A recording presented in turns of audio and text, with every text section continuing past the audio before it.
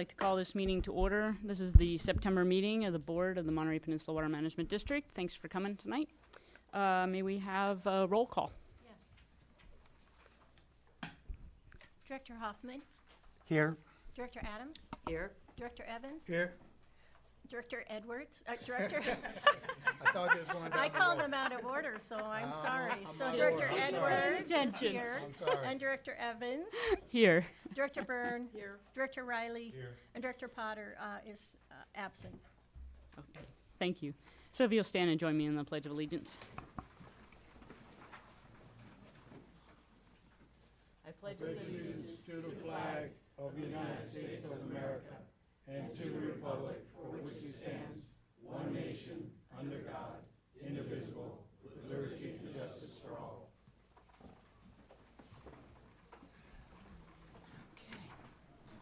All right. Are there any additions or corrections to the agenda?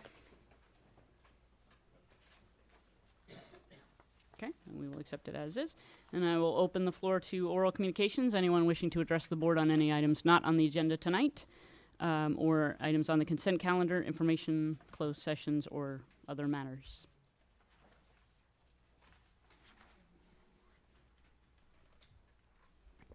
Good evening. Is this working now? Hello? Good evening, Tom Raleigh.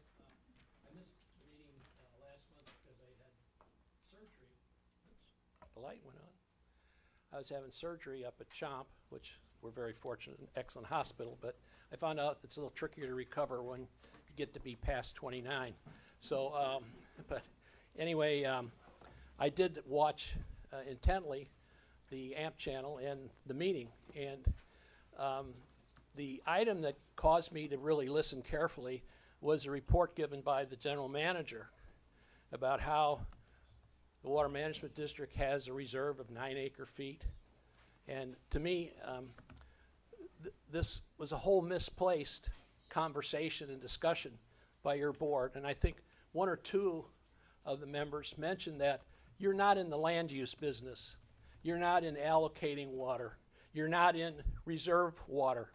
That's up to the land use jurisdictions on the peninsula, the 6 cities and the county. And the whole discussion was basically sort of out of order as far as I was concerned. And it needs to show that you need to, as a board, get your minds together and get your staff pointed in the right direction and what the real mission of this organization that Senator Mello created. And so, again, very disappointing to watch very extensive discussion on how we can end run rules, get around the rules, whatever. We're getting close, and this was a discussion at the chamber luncheon today about that, the next important meeting of the Coastal Commission in November. And hopefully we're getting closer to finally getting a long-term sustainable water solution. So I think that's what you should be focusing on, not on how you're going to figure out how to allocate 9 acre-feet of water. That's the community's and the land use jurisdiction's reserve, not your reserve. Thank you. Thank you, Mr. Rowley.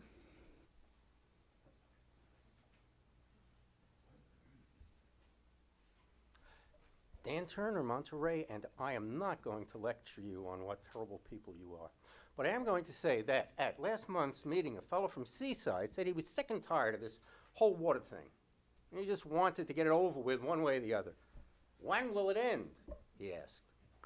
Well, I know the answer to that question, and the answer is never. It will never end until we get rid of CalAm and establish a public water system. We're old, George and I. I'm 73 and George is even older. If you guys don't get rid of CalAm this time around, we may be dead or too infirm to carry on the next time this issue comes up. But as our water bills double every 5 to 6 years, $200 a month by 2025, $400 a month by 2030, others will step up to take our places. Do our water bills really double every 5 to 6 years? Well, water bills were in the $10 to $15 range in 2003. By 2008, they were in the $20 to $25 range. And by 2013, they're averaging $40 to $50 a month. What are they now, 6 years later? $80 to $100 a month? More than that. Will CalAm continue to double our rates every 5 years? Only if they can't figure out a way to triple them. American Water, CalAm's parent company in New Jersey, has seen a 5-fold increase in its stock price since July of 2010, from 20 to 121. While the Dow Jones Industrials have increased only 1.5 times during that period. How can they be so much more profitable than almost every other U.S. corporation? After all, American Water makes its money by running regulated utilities like CalAm. And the answer to that question is that the regulatory system no longer works as it was supposed to. And that is due to the systemic corruption of our political system.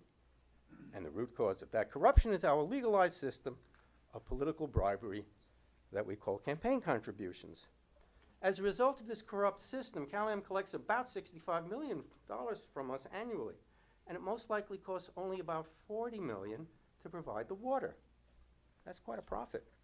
If you repeat that in every American water subsidiary across the nation, you can begin to see how those sorts of mega profits can be created. You guys can end it now, this time around, or you can just kick the can down the road and prolong the communal agony as we continue to tear ourselves apart with the greedy business community and CalAm arrayed against the rest of us. Thank you. Thank you, Mr. Turner. Anyone else wishing to speak at this time? Okay, seeing none, I will close oral communications and move on to the consent calendar. Any directors wishing to pull anything for further discussion? Item 3. Okay, item 3. Anyone else? Okay. I will entertain a motion on the consent calendar, the balance of the consent calendar. Second. Okay. Any further discussion? Okay, all those in favor of adopting the consent calendar, the items 1 and 2 on the consent calendar? Aye. Aye. Any opposed? Motion carries unanimously. Item number 3. Item number 3. I wonder how many more Table 2 is out there that haven't been looked at since 1993. Yeah, I know you probably don't have that number tonight, but if you don't, I want that at the next meeting. Thank you, Director Edwards. Back in 2011, was it? We had hired a consultant to actually review all of our non-residential factors, and the findings were that they weren't able to actually find enough samples of all of the different factors to be able to update everything. And so at that time, we did not take action, but at that time determined that when and if we had certain types of uses that were questioned, that we would try to update those numbers individually. So recently we did the hotel room factor. We've looked at now the laundromat factor. Self-storage was back, in fact, probably when you were on the board last time. Wine tasting, group 2 uses. So from time to time, we go back and adjust the factors when we can find enough samples to make an adjustment. Okay, so at our next Water Demand Committee meeting, I'd like to know, go back through there again, find out anything that we need to do to bring it up. Anything in 1993 or the 90s or the early 2000s, I think they need to be looked at again so we can get together on Yeah, that. we definitely can calendar that for that. We've been doing this on a regular basis. Yeah, but I don't like, if we can do it at once watched, then one at a time coming up. I like to get as many done as we can. Sure, and So- we'd love to discuss that, so yes. Yes, thank you. Thanks. That's all I had on that. Fantastic. Thank you. Any other directors' comments on that? Move approval? Second. Okay, we have a motion, Director Byrne, and a second from Director Edwards. Any further discussion? Okay, all those in favor? Aye. Any opposed? Motion carries unanimously. Moving on to number 4, status report on California American Water compliance with State Water Resources Control Board order, blah, blah, blah.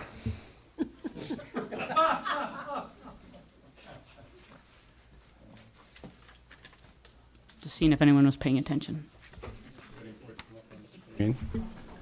Short answer is completely compliant with no worries heading into the last month of the water year. just to take a quick look at the production by both Carmel River and then the Seaside Groundwater Basin. Chair, if Yeah. I do have a question on the previous item. Huh. Before we get to this. Not the previous item, I mean, on what Dave just mentioned. I have a question about compliance. This is his report on compliance? Yeah. I have a question. Do you want to wait until he gives his report first? No, based on what you just said, though, I have a question. Oh, okay, sure. Yeah, Cal-Am is required to submit a report to the water board, indicating whether or not they believe they are in compliance or not, so they don't get dinged at the 1,000 acre feet. Are we aware that Cal-Am submitted that report indicating that they're in compliance or not? Yeah, so the way it works is there should be a compliance report in prior to June, so that they can signal to the state board that there's no hearing that's going to be necessary because of failure to make a milestone. I did not get copied on that. I'm not sure that one got reported. Normally it's broadcast, and I was never broadcast. I'd have to go in, but Chris is saying that yes, they did. And then you'll hear a little bit later that they're following through on meeting that milestone. But yeah, normally it goes to a distribution. And then things like compliance with this, there's quarterly reports. And then on the cease and desist order, the final water year report also has an annual report nature to it. So, and we get almost all of those directly. But as I said, this last one didn't come to the big group. Thank you. So as you recall, and you'll later this evening get a chance to look at for the next water year, we do a water budget based on the Seaside Basin adjudication and the Carmel River CDO levels. And then we spread that based on prior data across quarters, and then we track it. What you can see here is through the end of September, Carmel River is way under target. The Seaside Groundwater Basin is under target. The interesting thing here is coastal only showed a 26 acre foot increase from last month, and I'll explain the reason for that. So generally speaking, all the way down in the right-hand corner, we're 182 ahead of target, which means they're in compliance. On the next page, if you were to look at this chart last month, the actual ASR recovery had been 0 year to date. And so this 364 represents recovery of the 1,300 acre feet that were put into the ground. And so that's why you saw Seaside Basin pumping on the previous chart to be so low, because most of the Seaside Basin pumping was deemed to be ASR recovery. Table 13 didn't change, and Sand City desal did change. They had a 28 acre foot month, so that's a positive sign for that plant's operation. On production for delivery to customer service, which we use as a measure of demand, basically, again, the bottom right-hand corner, we're 141 acre feet lower than last year at this time, with a month to go in the water year. So despite a U.S. Open, on top of the AT&T and a pretty hot, sunny car week, we remain lower. So the trends that we'll talk a little bit under item 9 continue to be borne out. And then we've got nothing to talk about except for the odd rain that we had today, which is not in this chart. So with that, I'll close the general manager's report on compliance. Okay, thank you. Any questions from directors? Okay. Number 5, update on Yeah, update and this on development of water supply. This will be projects. very, very brief. Kind of to Director Hoffman's question, California American is beginning construction of the pipeline, basically the conveyance facilities from the desal plant to the location on General Jim Moore Boulevard. So there is pipeline work that commenced today. Chris didn't want to call it pipeline work, but it sounds like they've started sawing up the pavement and getting going. They post notice that the work would be from September 16th today through mid-December. So you'll begin to see that with the typical Through lanes may be closed or reduced, sidewalks at intersections may be closed, detour options, et cetera. So that work is a positive sign that clearly meets the milestone for beginning of construction that was set by the State Water Board under the CDO extension. So that whole discussion about missing a milestone and taking a 1,000 acre-foot hit is over. So that's a positive for progress. Pure Water Monterey, well, you could read all about it over the weekend in the Pine Cone and the Herald. So I think all that can be said on that subject has been said on that subject, that there's continued delays in construction of one of the 4 components of the project. And then finally, Pacific Grove's water entitlement sales have begun. We've seen 3 come through to date. The very first one was Mo Amar, the executive director of the PG Chamber. So congratulations for him on his family and his proposed project, and to PG on starting the process. And that concludes that report. Great. Any questions, directors? Okay, then we'll move on to attorney's report, number 6. Good evening, Madam Chair, members of the board. The board Welcome did meet- back. It's nice to Thank see you you. again. It was nice to be gone. The board did meet in closed session at 6 p.m. There are 2 items on the agenda. One item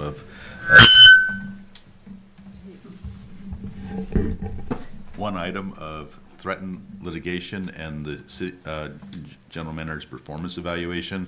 As to both items, update was provided to the board. There was board discussion on both items, but no specific reportable action was taken. Thank you. Moving on to item 7, oral reports on activity of counties, cities, other agencies, committees, reports. Any directors go to any meetings to report on? None to report. All right, great. Moving on. Item 8, a discussion item. Discuss plan to defease the Mechanics Bank loan, formerly the Rabobank loan. Thank you. The staff note's self-explanatory. I do want to highlight a couple of things. And we did add a couple of items as a result of discussion with the administrative committee.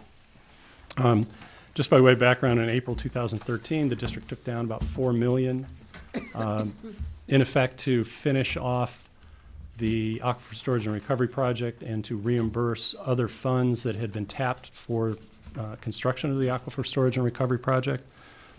The way such loans are secured, they're secured on an installment purchase basis where, in effect, there's a financing corp that's established, and you're buying the water project on installments, which creates a cash flow stream to pay off the bond holders, or in this case, the bank that holds the note. We, of course, don't know if they actually do hold the note or if they've sold it off in the secondary markets, but nevertheless, the obligations to them, that was Rabobank. Rabobank recently was acquired by Mechanics Bank, so they're the new master. Since early 16, we have talked about, as a component of an overall plan on what to do with the water supply charge and what to do with the user fee, is how do we defease or pay off this loan. There are 7 suggested options in the staff note. I'll just go through them quickly, one of which is to just go status quo, making semi-annual payments and refinance it in 2023 when a balloon payment is due. The second is to make the annual, semi-annual payments and try to budget payoff at a discretionary level in the 2023 budget, which would be probably a significant sum. The third is discretionary set-asides. Oh, I may have said discretionary in the second one, but no, it would be make your payments and figure out the lump of cash you need to have ready for payoff and do it all in one budget year. The third is to budget your normal payments, and then as you have money, set it aside at whatever level so that you can reduce the hit at the end. A sinking fund, which you could establish 3 years of an actual amount that's required to pay it off at the time it's due. We know what that amount is. It's been calculated here, as you can see. And we would endeavor to get that into every budget for the next 3 years. Full defeasance would be to just purchase a note that has a maturity roughly before the payment is due, and you can calculate what that payment's going to be and find a negotiable CD or a series of them and purchase them. Unfortunately, interest rates aren't great today to do so. prepayment, and we've calculated the prepayment amount. The last two, full defeasance and prepayment, basically require you to have a chunk of cash on hand. And while we have significant reserves, we also have Pure Water Monterey operating reserve to pay for. And we've got the finish of aquifer storage and recovery, and those bids will be coming in here in the next week. So we just need to be wise.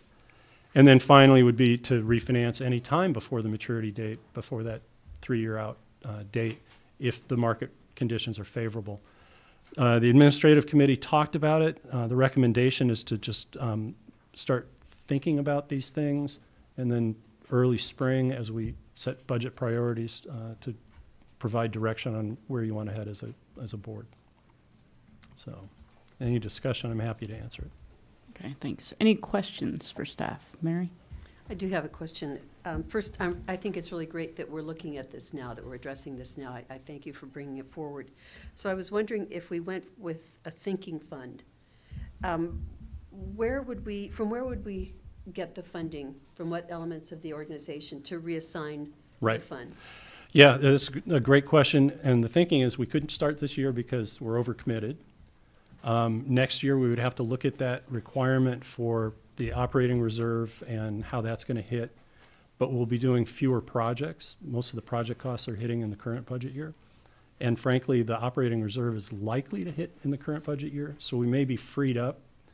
And so it could come from the existing water supply charge as regularly budgeted for projects, but instead we're doing fewer projects, just set it aside. The other is the user fee. History is still spotty. You know, we said we'd collect both of them, as over time we'd be able to better lock in on what the user fee would do. It still fluctuates quite a bit, but as rates in general are going up, the amounts collected go up. And so if we collect anything over budget for the current year, we could roll that over. And then we can do, we'll do another reserve analysis and identify reserve needs. We're also setting up a renewal and replacement reserve for next year, but we'll be able to look at the total availability relative to any potential Measure J costs, and you could move some reserves over and just designate it. So I think there's places that it could come from. Yeah. Okay. Thank you. Okay. Any other directors with questions? General Manager, is the 152 committee going to look at this? Yeah, we'll bring them this same report. I can imagine one or two of the scenarios listed here that they would recommend, Okay. because they're Just to like strident, make sure and they- tough. But, where I sit right now is kind of on item 4, which is sinking fund, if we can afford to actually budget it. But if conditions were great and the yield curves flipped and we could either let's get into finance, we could arbitrage by buying a negotiable CD today that makes more than the loan is worth, then that might be a good play. Or vice versa, if the amount of refinancing, we paid about $40,000 out of pocket just as points or fees last time. But if rates were really favorable to just refinance, you'd want to.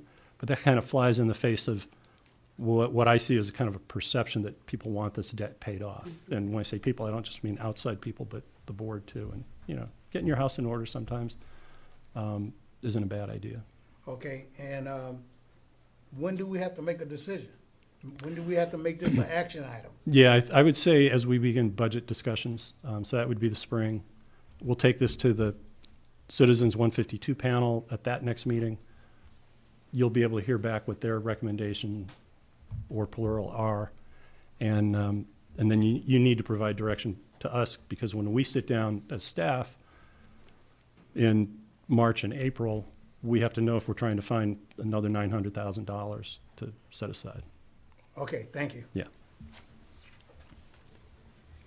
Any other directors with questions? Okay, then I'd like to open up public comment on this. If you're in the front room and would like to speak, please come in.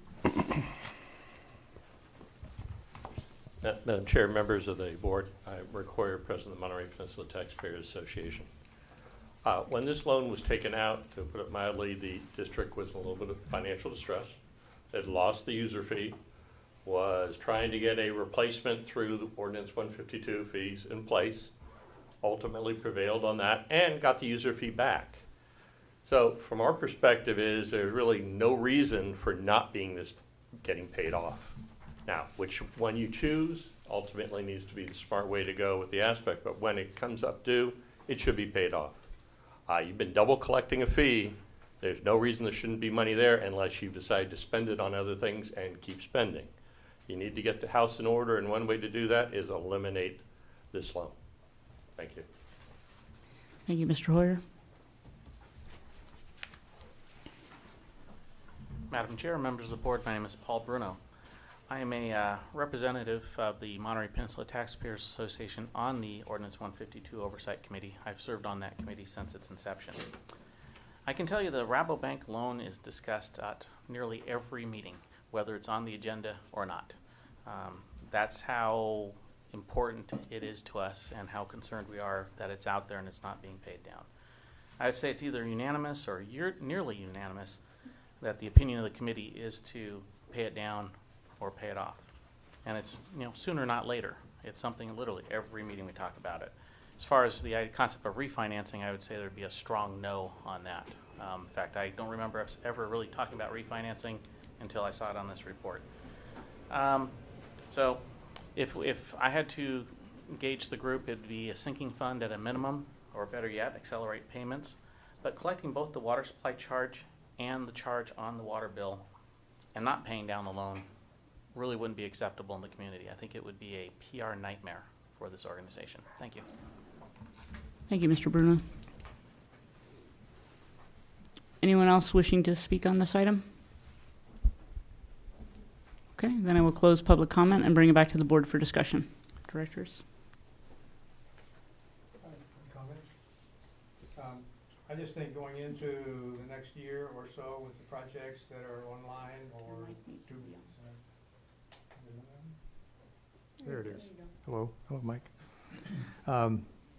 With the projects going forward and not knowing a lot of things going forward, I just hope we maximize our flexibility. At the same time, we try to toe the line on, paying down the loan. So I know it's kind of a double bind to say, yes, you have flexibility, then pay it down.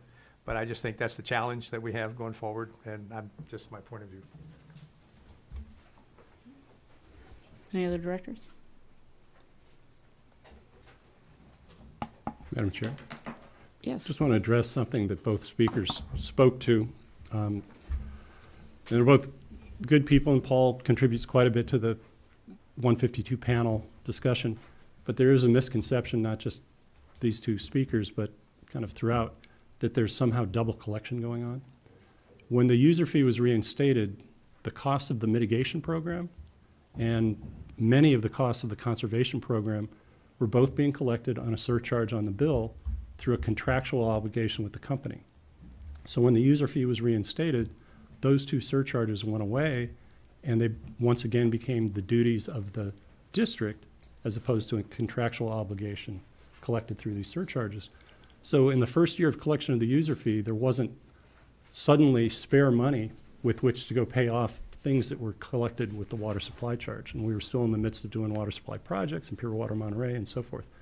In the second year of collection, there wasn't a whole lot of spare money because the budget for those conservation activities and the mitigation program are being paid for out of the user fee.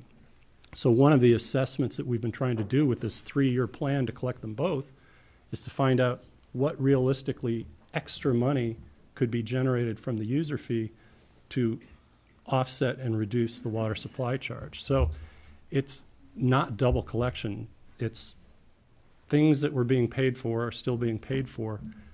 The only way you can pay down the other one is to stop doing projects and collect more out of the user fee to apply to that same place. And we haven't gotten to that more part yet. So we're trying to, but it's not a slam dunk, is I guess the easy thing to say. Thank you. I would like to say thank you for putting this together. It was very helpful to see, all of the numbers laid out and all of the potential courses of action. And so I think there's a lot for us to think about going forward. If we have no further discussion on that, then we will move on to item number 9, supplies and demands for water on the Monterey Peninsula, past and future. Thank you, Madam Chair. At your direction at the last Chair-Vice Chair meeting, I was asked to take a look at a current snapshot of where things stand. I think the staff note, I'm pretty sure folks aren't here tonight because of the Rabobank loan defeasance. I'll walk through the basics from the staff note. The staff note's far more detailed and footnoted, mind you, if people really wanted to see where data came from. But basically, you know, we're at this juncture where it appears the desal plan is moving forward. Our agency and Monterey One Water have co-funded the environmental work on a backup plan, which would be making sure pure water Monterey expansion could be done in a timely fashion, and part of that's, you know, getting its environmental work qualified and certified and so forth. And so just taking a glance at, you know, where we're at, what's in front of us, these are the two water supply options or alternatives. And what I've done is just shown you how they were, how the mix kind of goes together. So the Pure Water Monterey expansion is the right column, and then the Monterey Peninsula Water Supply Project is the left column. The desal plant was ostensibly sized originally in 2012 to produce 6,252 acre feet. And you can see down below that, Pure Water Monterey base case at 3,500, no acre feet from expansion, still a legal right to the Carmel River of 3,376 acre feet. Seaside Basin, recognizing a in lieu recharge or a kind of a temporary retirement of 700 acre feet, leaves 774 acre feet per year for 25 years. And then it would go back up to the 1474. Aquifer storage and recovery is carried at an average of 1,300. You know, we've had 2 years, 3 years where we've exceeded that. Then we had some drought years where we had 0. Sand City desal is carried at 94, even though the plant produces more, and there's some discussion about that in the write-up. And that's your total available supply, 15,296 acre feet, and that's the way the desal plant was sized. Never in testimony or in really any discussion have we talked about other available supplies. So during the course of this whole application, California American perfected what we call a Table 13 right. This is a seasonally limited right. It's typically winter water, and that's what we're reporting on that second chart during the compliance report, Table 13. So if you have a really good winter, you can get water off the river in addition to their other rights. And it's interruptible, as I said, seasonal. So the water rights, you know, upwards of 2,000 acre feet, it's in the write-up. But in general, we think they can average somewhere between 300 and 500 acre feet. So we've, in this case, said there's 300 typically out there in any average year. And then the Sand City desal plant, the plant design was a nameplate capacity about 300 acre feet. However, it hasn't been performing at 300 acre feet, but if you take an average of 200 acre feet, that means there's 106 extra acre feet that it can produce, and until the city fully allocates that for their own uses, it's still generally available. So that's where that 406 comes from. And then there's other things like carryover credits in the Seaside Basin and some other little pockets that could be thrown in here, but we don't count. So those are your two water supply alternatives. Pure Water Monterey says, okay, the desal plant got caught up, didn't get built. So 3,500 from the base Pure Water Monterey project, 2,250 from Pure Water expansion, and then the others are the same. The total available supply is significantly less, 11,294, and then everything else remains the same with other. So then you turn your attention to the demand assumptions, and you know the goal is to have supply equal demand, equal or exceed. And in this case, the way the desal plant was originally sized, you get to the same total water demand of 15,296 that you saw on the previous page of what's available. So in 2012, this was based on current customer demand, a 5-year average, which was 13,290 acre feet annually. There was a number for legal lots of record. There's some discussion in the report of where that came from. We did it. It's really old, and as you read in the narrative, it's not really supportable. There's an item called tourism bounce back, which was by name an item in testimony, tourism bounce back, of 500 acre feet, under the assumption that occupancy rates were low, and if they ever rebounded due to a recovery in the economy to where they were prior to the 9/11 Twin Towers tragedy, that you would need water for existing demand as occupancy rates returned. And that was its genesis. And then Pebble Beach build-out. At the time of the sizing, Pebble Beach still had about 325 acre feet of entitlement to which they're legally entitled. The state board wanted that water off the river, but because of the investment the company had made in the 90s, I mean, keep in mind that the reclamation project came online in 1994. Decisions were made about it in 1992, and the Order 9510 happened after the fact. It's kind of hard to tell somebody who just invested $37 million that their investments for unlawful supply and you're not going to get a chance to use it. So they were given the promise, well-deserved, of you can continue to draw for your entitlements off the river. We recognize that. We just don't like it. We'd like the eventual water supply project to have water for that use. And so it was put in there at that. So again, supply equaled demand based on those demand assumptions at the time. And then what happened was, well, here's annual production, 20 years worth of demand, starting in 1999 and going through 2018. The cease and desist order came along right in the middle, and the plant sizing took place in 2012, looking back at data in the past. So recall that the sizing was done based on 13,290 acre feet. Eventually, through the public utilities process, as demand was recognized to be going down, some effort to recognize a reduction in demand was done. Eventually, with the decision that was issued in September of last year, the assumed demand inherent in the plant was 12,350 acre feet, agreed in both testimony by the company and the decision by the PUC. So that was down from the 13,000, by almost 1,000 acre feet. The plant sizing wasn't changed because it was, no, let's have the same size plant, just run it at a more appropriate capacity factor. So that's kind of how things change but remain the same. However, if you were to look to today, the actual 10-year average is 11,232, another 1,000 acre feet different than the arrived at 12,350. And then the 5-year average is 10,000 and the 3-year average is 9,800. And so the trend has been continuing. That's kind of where we're at today.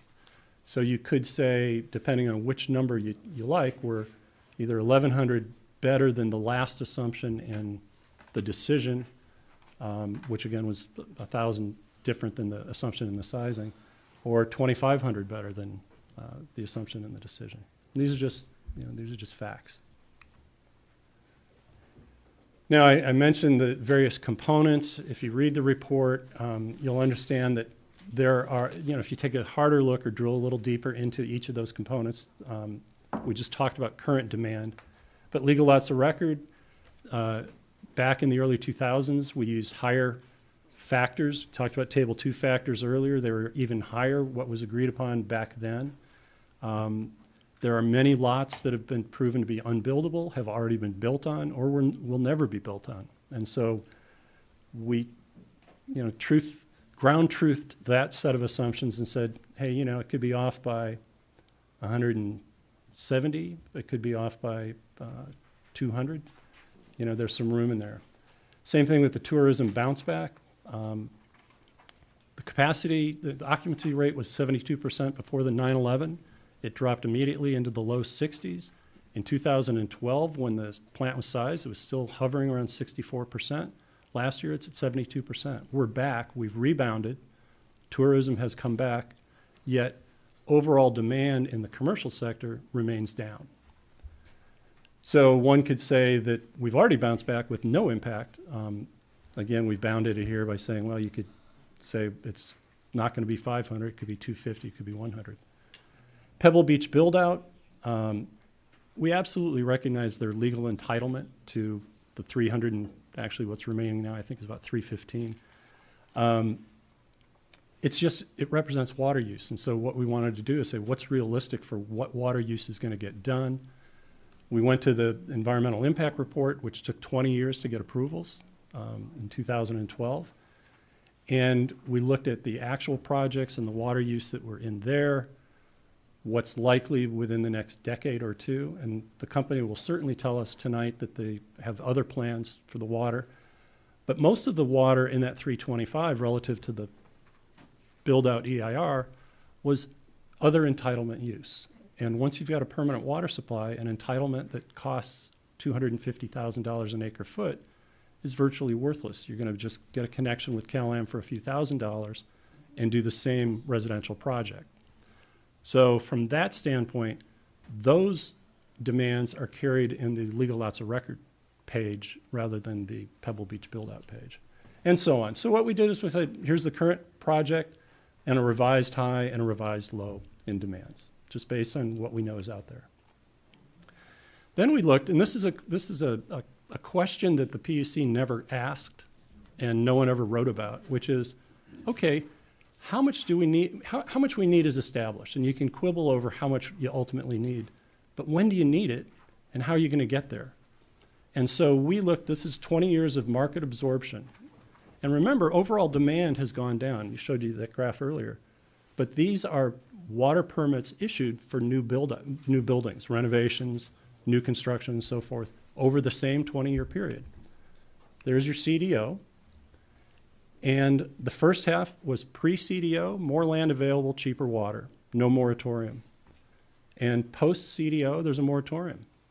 And what we found is, as might be expected, the overall was about 12.7 acre feet per year of water for people who had projects that came into the building departments around the peninsula and then got a water permit to match it.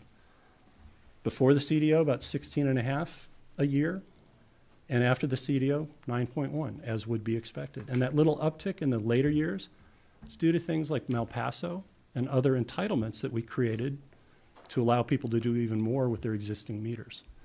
But that's market absorption of water here on the peninsula based on decisions we don't make, you don't make, a homeowner, commercial folks are saying, this is, I want to build something.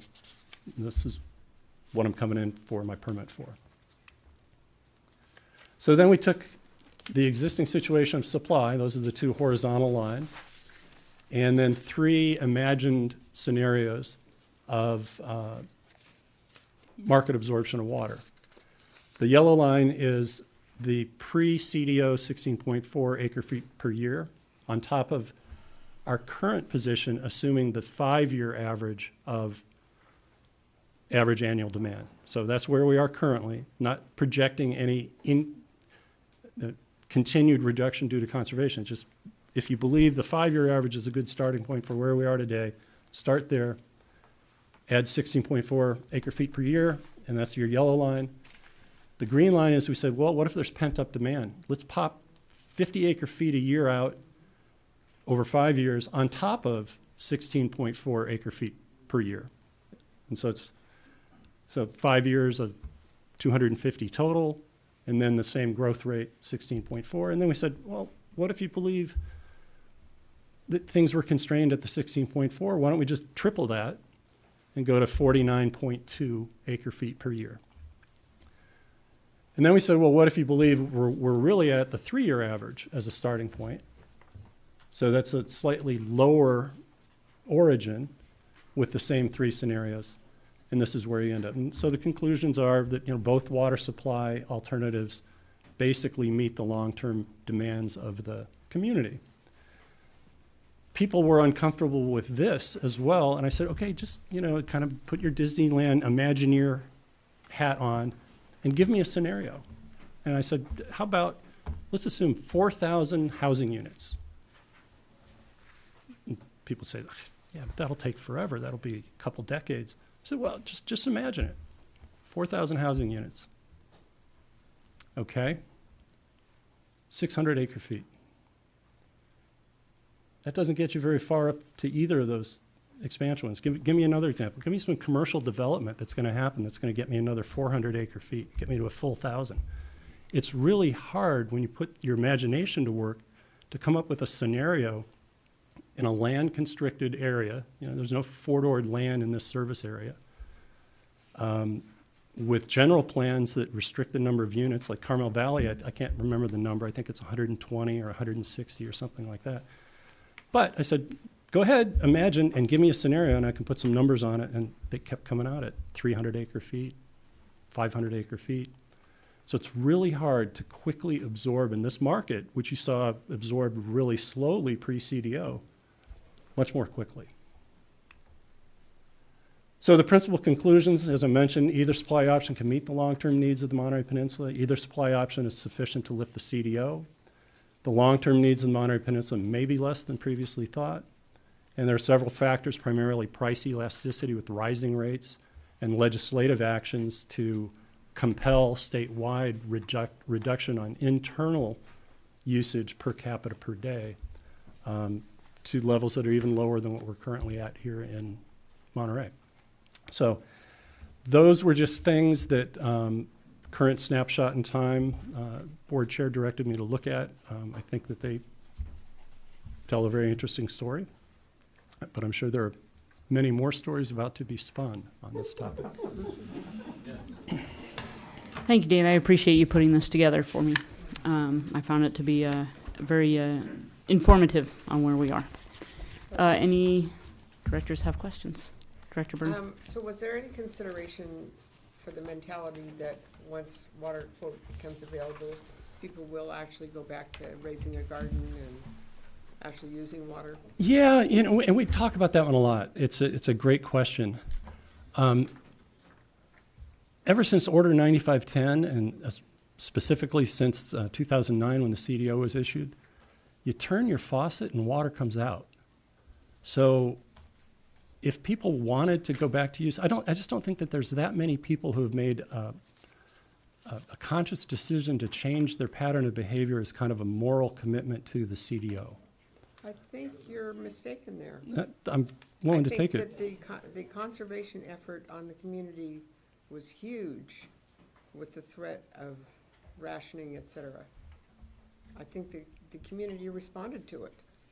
And that's why you saw a giant dip in the water usage. Well, that's why we say also, okay, if there's pent-up demand and everyone does increase their usage, which again, you know, they're trying to legislate us out of increasing our usage, but that's that 250 acre feet in 5 years type of thing. If there's an immediate kind of whipsaw effect where demand goes up, yeah, then your starting point is higher. But you know, we won't know that. And that kind of goes to your end. You can't fully predict. Right, Yeah. right. Yeah, I mean, this is hypothetical. Yeah. I mean, it's a good snapshot, but it is a lot of it hypothetical. Any other questions, Director Adams? Thank you. I do have a few questions, if it's all right with you to go ahead and ask those, and they all deal with drought and affordable housing. And so what I wanted to know is which of the water supplies that we talked about are vulnerable to drought? Right. It's a great question.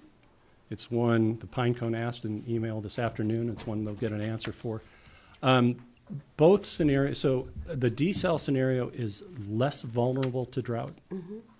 The other scenario is not really that vulnerable to drought.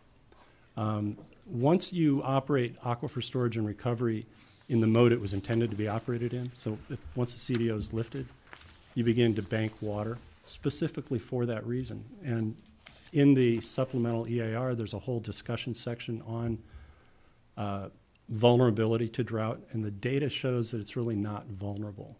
The Pure Water Monterey piece, people say, oh, well, that's vulnerable to drought too. But the way the contract is set up, it has the first rights for water.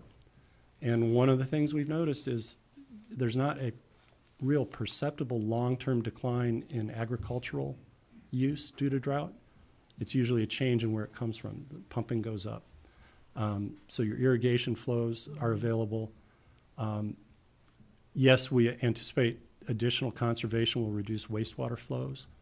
But the scenarios that were developed for Pure Water Monterey show that the needs of that project are met even in times of drought because it's got the first rights of all the water. And so, yeah, I wouldn't say, the ocean appears to be drought-proof, and so that's why everyone goes to that. But anybody without the ocean, which means 97% of all other water systems in the state, have to address drought. You figure drought in. When we have drought or even seasons of dry seasons, yeah, even the average use factor goes up. It's a 1.2 to 1.3 increase typically.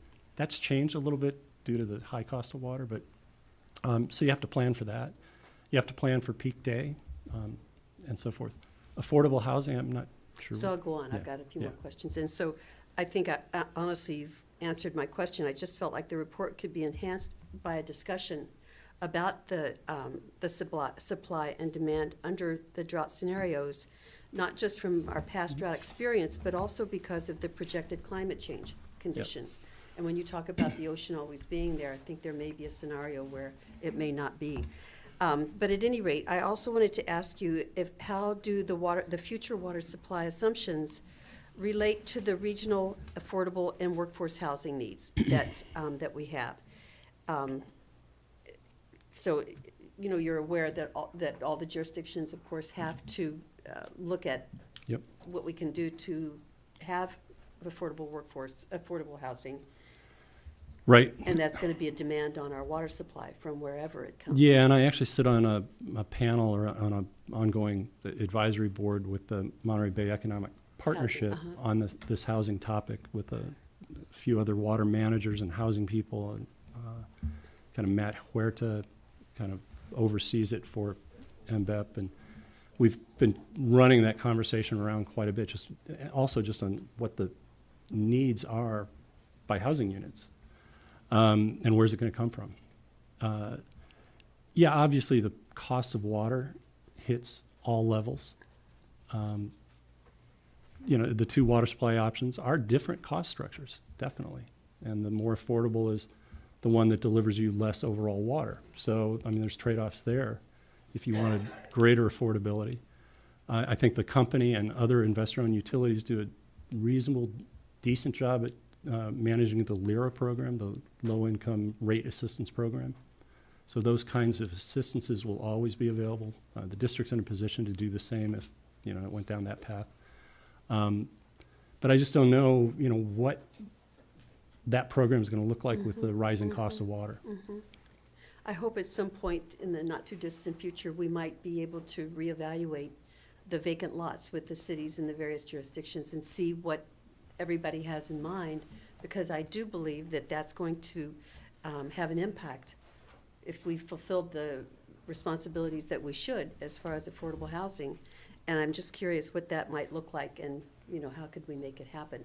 I doubt that, you've got the magic bullet for it tonight, but I do hope that we might consider taking a look at that in the future. Okay. Thank you. Director Hoffman.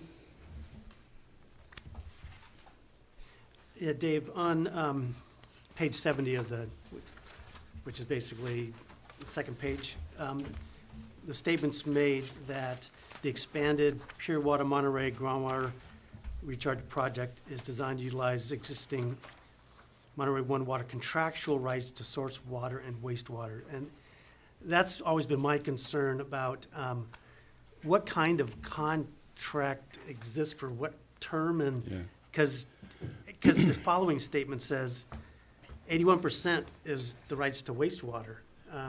Right. And so if you could clarify, that'd be great. Yeah, I wish I had brought our water supply planning committee update, because there was a nice little chart on the back page of where the expansion waters come from. So basically, M1 Water entered into a restated and amended contract with Monterey County Water Resources Agency over the existing wastewater and these new waters. And it brought into play the city of Salinas's contract with Monterey One Water for the wash water. So that's obligated, but if the county decides it doesn't want to participate in the features that can expand CSIP, so expand acreage for irrigation, then they can pull that piece of water out of their agreement. Doesn't mean they can control the city of Salinas to all of a sudden turn around and give it to the growers, but that's a potential. But in the meantime, we have rights to the agricultural produce wash water. The Blanco drain and reclamation ditch irrigation return flows are part of that agreement. And again, we've got rights of the first basically 4,300 acre feet to make 3,500 of production water. So that's in there too. They're both 30-year commitments. But then for expansion, Marina Coast Water District and Monterey One Water have by contract some wastewater rights, including some summer wastewater. So there's those two component elements of wastewater. And then there's also the right under that previous contract that any wastewater that's not being used by the growers can be used by Monterey One Water. And so let's just call it 6,000 acre feet in the winter months that's going out to the outfall can be utilized by Monterey One Water. And then finally, with a little bit of re-engineering that's already under planning, using the ponds more efficiently over in Salinas, we can move winter flows into the summer to do some balancing. So that's one pattern of what I mean by contractually committed waters. So again, 30 years. One might say that the winter wastewater is only committed on a if we don't use it, you can have it basis, which is in a long-term contract. But in the 25 years that it's been online, they haven't figured out a way to use the winter wastewater flows. Now, if global climate change happens and you can get another growing season out from December through February, that could change. So that's where the water's coming from. There's no additional water that wasn't committed to the base project that's coming from the Salinas Valley.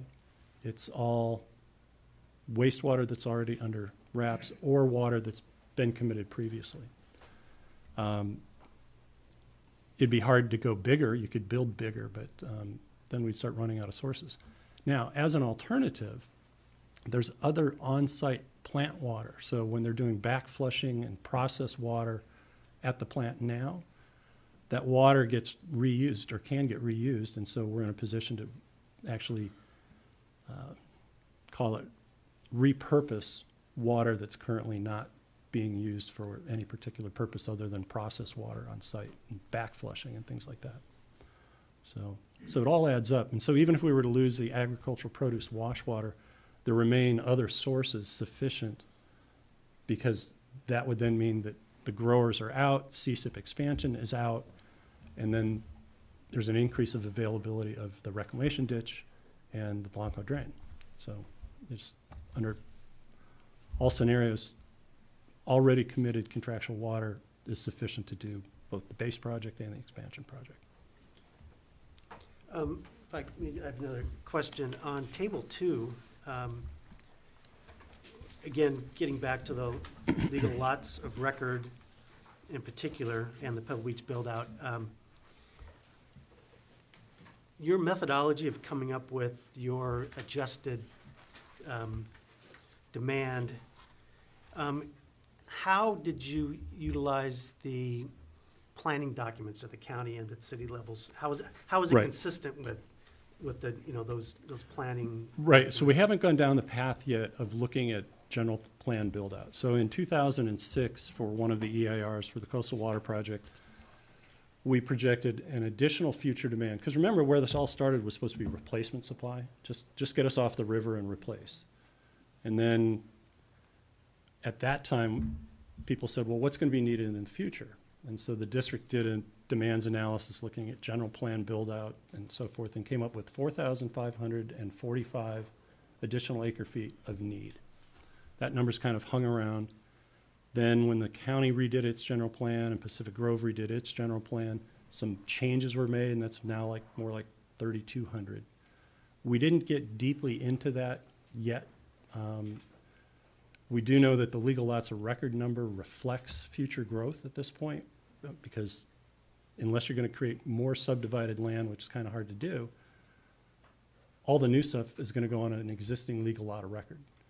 And so this is how we made it murky in the sizing of the plant when we said, well, shoot, these poor disenfranchised people with legal lots of record ought to have water available for them from the new plant. Boom, in goes 1181. And then people are like, well, then what about growth? Well, that's where your growth is going to go mostly. So we still want to go back and look at general plan build out, but mostly for an alternate purpose, which is when we start doing a new allocation to the jurisdictions, we're going to want to say, all right, what do you realistically think your needs are for the next decade or two, and see how that lines up. And that'll be general plan. We did look at the housing elements, and you may have seen in there, just to try to see if they were saying anything radically different than what 1,200 acre feet might cover, and they weren't. But the other planning documents are mostly wherever the footnote came from, like the county's EIR for Pebble Beach and a few other things. Yeah, my, I wouldn't call it concern, but my thought is that some of these planning documents were created post-CDO, and so the decision makers may have had in the back of their mind in making their decisions based on limited water availability versus now we're in a situation of that being lifted. You have a Excuse me, question. I think that actually is not true. I think most of the general plans were in the works before the CDO. So I don't think they've been revised significantly. Okay. Question? Yeah, And just on the general plan issue, one of the things that came up at our housing group meeting is, well, will the cities upzone? Will you allow greater height limitations for mixed use to create downtown housing? Well, that'll change a lot of the assumptions, because if densities can change, then the number of units can change, and your current RENA numbers will be addressed differently, and you could have greater market absorption, perhaps. So, yeah, there's some wild cards in just local zoning. That's all I had. Thank you. Okay, any other questions from directors? Yes. Yeah, just a couple before we get to the public. Did you talk to the Pebble Beach Company about your report here? I know you just didn't, out of the top of your head, said they're not going to build Yeah, that was off the top of my head. And you put that in here, man. Come on. Well, I can tell you, they have talked to me about the report. Okay. So consider it talked about. Yeah, the issue about things in the EIR, there were a couple of things we highlighted even way back in time, like the average acre feet per large home in Pebble Beach. So the assumptions that they adopted versus what we had recommended are different. So we talked way back then. No, the Spyglass Hill is just, ever since it got approved in 2012, about once a year I ask some member at the staff at Pebble Beach, like, is that really going to happen?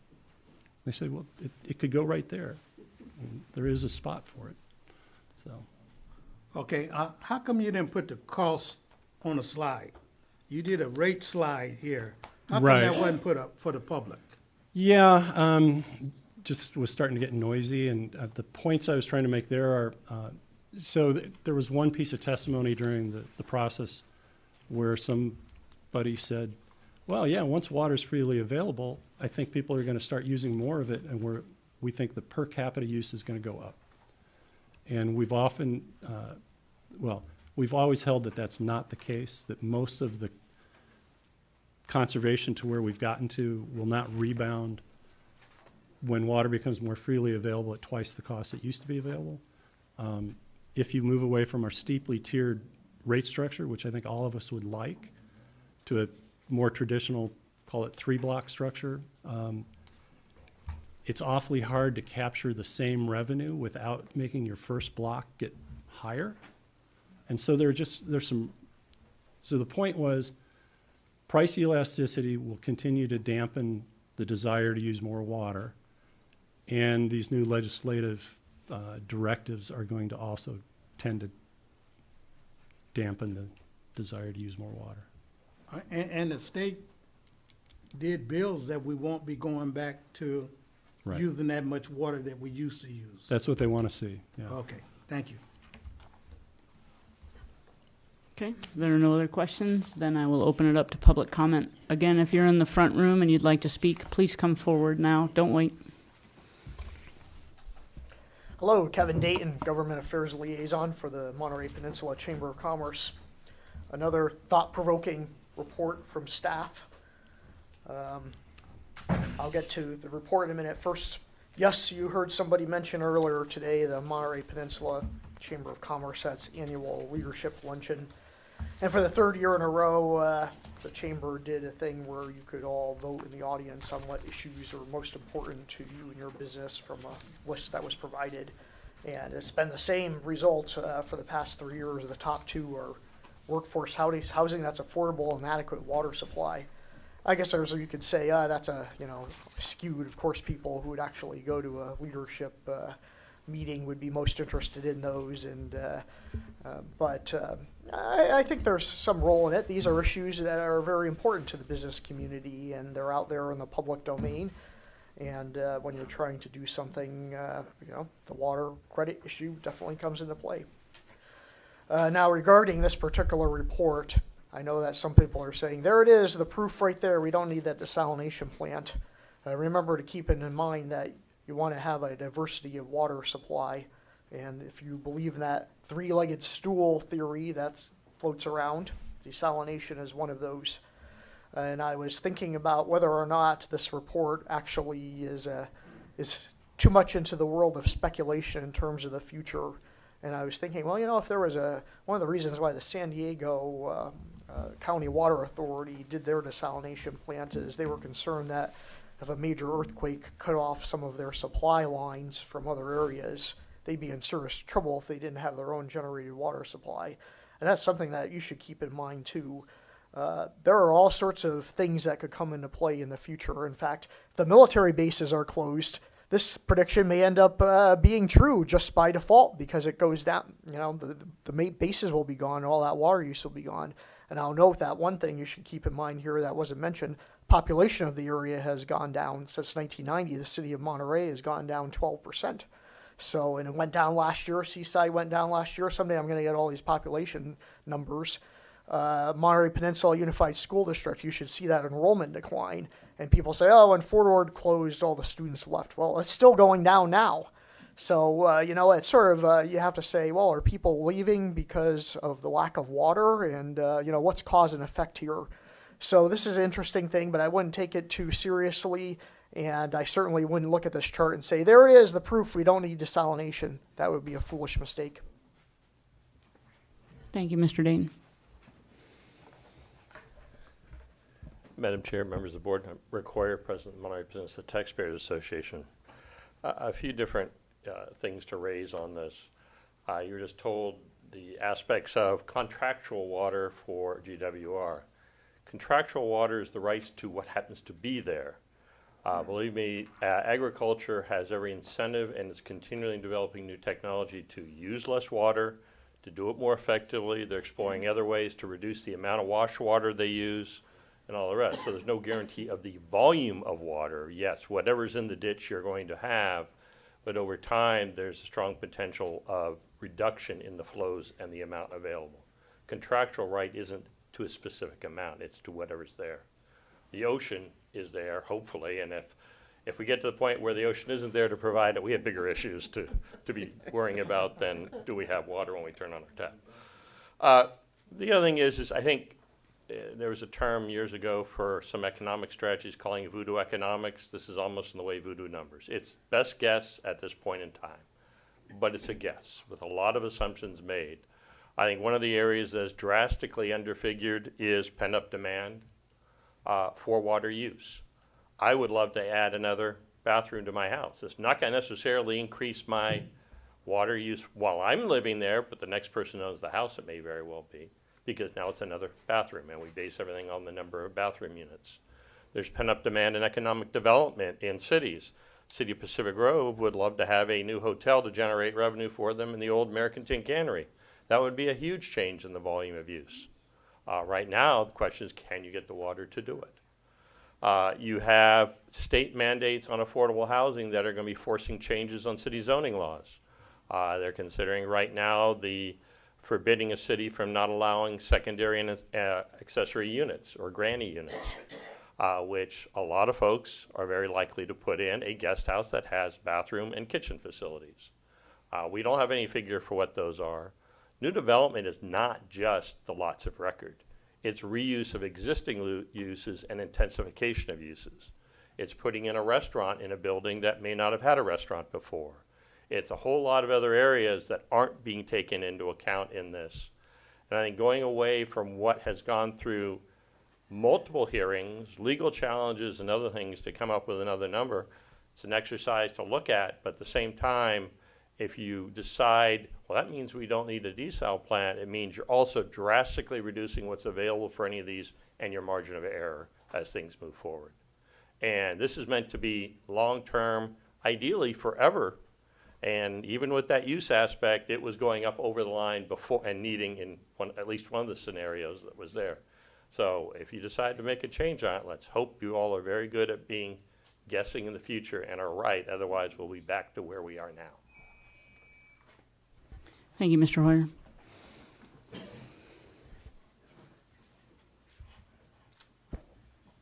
Dan Turner, Monterey. General Manager Stolt, you said that you didn't include the numbers of how much more Cal-Am's desal water will cost than water from Phase 1 and Phase 2 of pure water because you got some noise. Well, you didn't get any noise from me. I don't think you got any noise from anyone in public water now. And we're going to make some noise about this. Next month, I'd like to see a slide with those numbers on it. Because a slide with those numbers on it, of how much more expensive Cal-Am's desal plant will be under various scenarios, would be enough for a blind man to see that if there were any justice in our political and legal system, we'd drop this silly idea of Cal-Am's desal plant.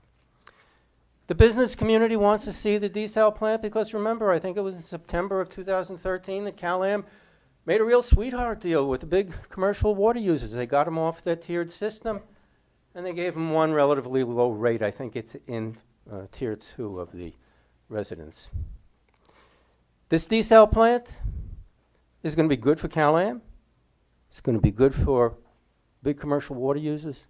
It's going to be very bad for everyone else, whatever you want to call them, citizens, residents, ratepayers. In terms of what Director Burns said, people use less water because of sort of community patriotism. There is absolutely and positively no evidence for that here or anywhere else. What there is evidence for is that as the cost of something goes up, the usage goes down. I don't know if anyone, so if you could show me that, you say, but look at how the cost of water is going to go down in the future. I say, well, then we might use more water. I don't think you can show me how, under any scenario, you think the cost of water is going to go down in the future. What we don't know, and what I said I think you guys ought to look into, is what is. Is there any way of figuring out what the most irreducibly low amount of water that the community could use? We don't know what it is. This year it looks like it's going to come in under 10,000 acre-feet again. And Director Adams, I completely agree that we need affordable housing, but there's no money for that, nothing significant. We'd have to change the whole tax system, go back to the way rich people and big corporations were taxed between like 40 and 60 years ago, between 1959 and 1979, in order to raise the money for a significant amount of affordable housing. I don't think that's going to happen. So again, I'd really like to see a slide with those numbers next month. Thank you. Thank you, Mr. Turner.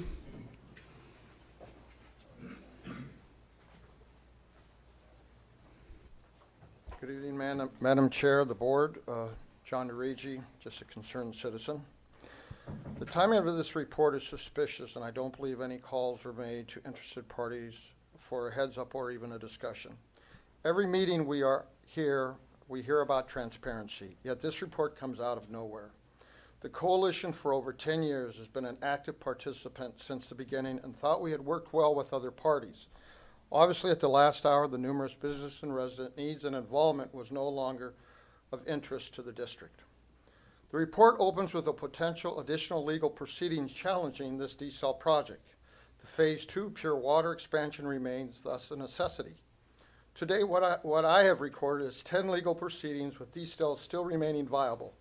Numerous entities have filed lawsuits, but the record is clear. 6 out of 10 have been lost, dismissed, or settled, with the balance pending. It appears every time a permit is granted, a lawsuit is filed. One must wonder if the authority in the district supported the supply project as approved, how much farther we would be down the road to producing new water. Cost between pure water and desal, of course, is an issue, but I have yet to see the confirmed price of either pure water phases at the tap, and it remains not a long-term sustainable source, which was required by the CPUC permit, unless now those in control can also predict the future supply needs and demands. The CPUC spent years studying the need for sustainable water supply. They approved this project at 1,400 acre-feet, less than the original application. We believe they got it right, and finally the residents in Peninsula would be out of years of water poverty.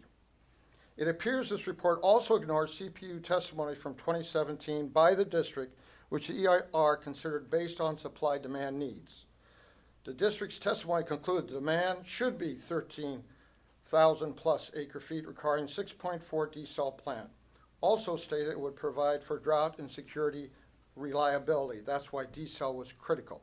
And include all the particulars noted in the current report, the bounce back, Pebble Beach, lots of record. The new demand figure of 10,400 is not realistic, as it's assuming existing use, not new, will only increase by 5 to 10% in the years to come. That assumption is unbelievable. If one applies the district revised 11,232 instead of the 10,004, it adds 832 acre-feet of demand for a total of 13,900. The EIR approved 14,000. A common knowledge that ASR does not hold its capacity at 1,300 acre-feet, and actually is permitted to go as high as 5,300 acre-feet. But with a drought in the last few years, it was empty. So in a matter of 2 years, the supply-demand change at the historical data required is to go back 10. All demand was scaled back for what? To ensure pure water expansion becomes the answer. Yet the supply project is approved for 1,400. I have to wonder, since all the legal battles have died, Measure J we heard in this room, and desal Thank you, Mr. Nerigi. The feasibility study. Thank you. This appears to be a means to once again Thank you, Mr. afford Nerigi. CalAmp.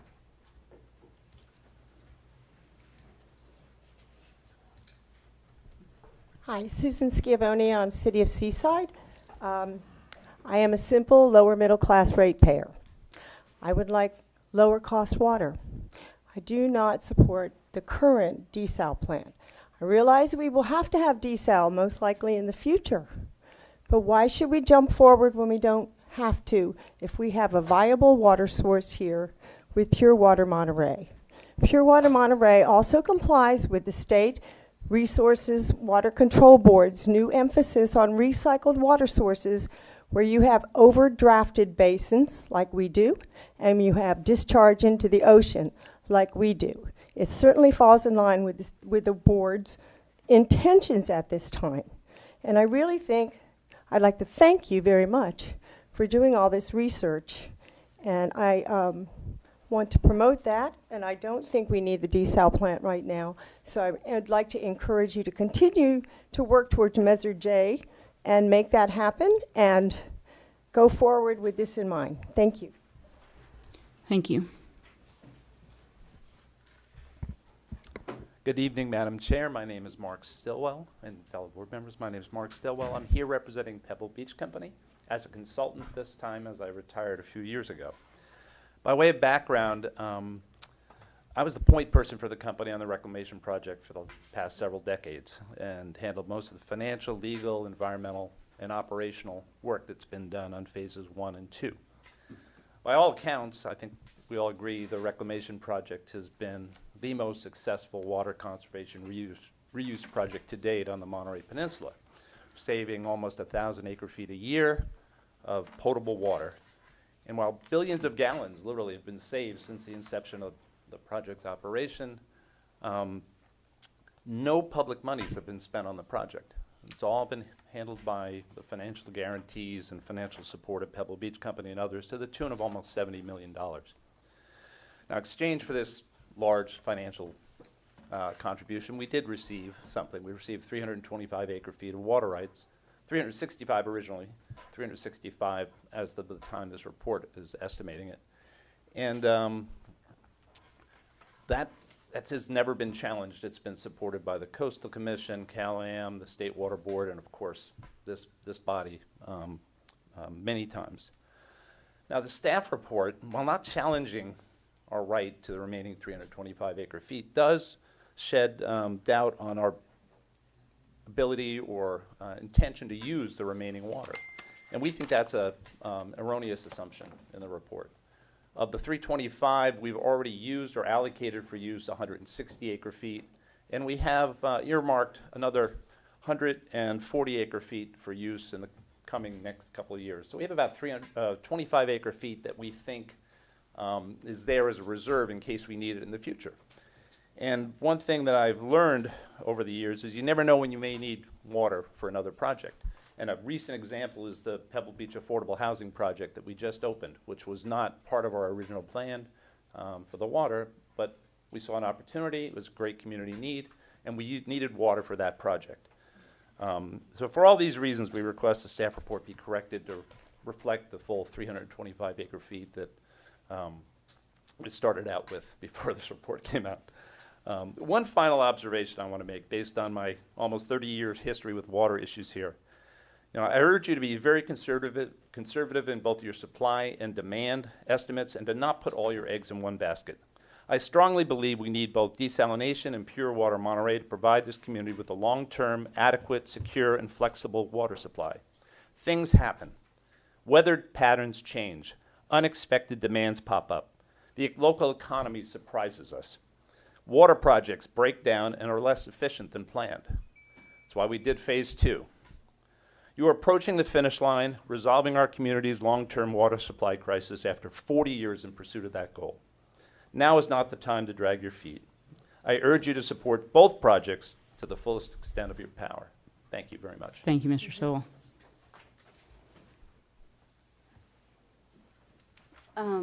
My name is Kathy Anderson, and I'm not with the Hotel folks or some of the other organizations, but I come here tonight because I wanted to see who's making these decisions that we continuously have this war about water.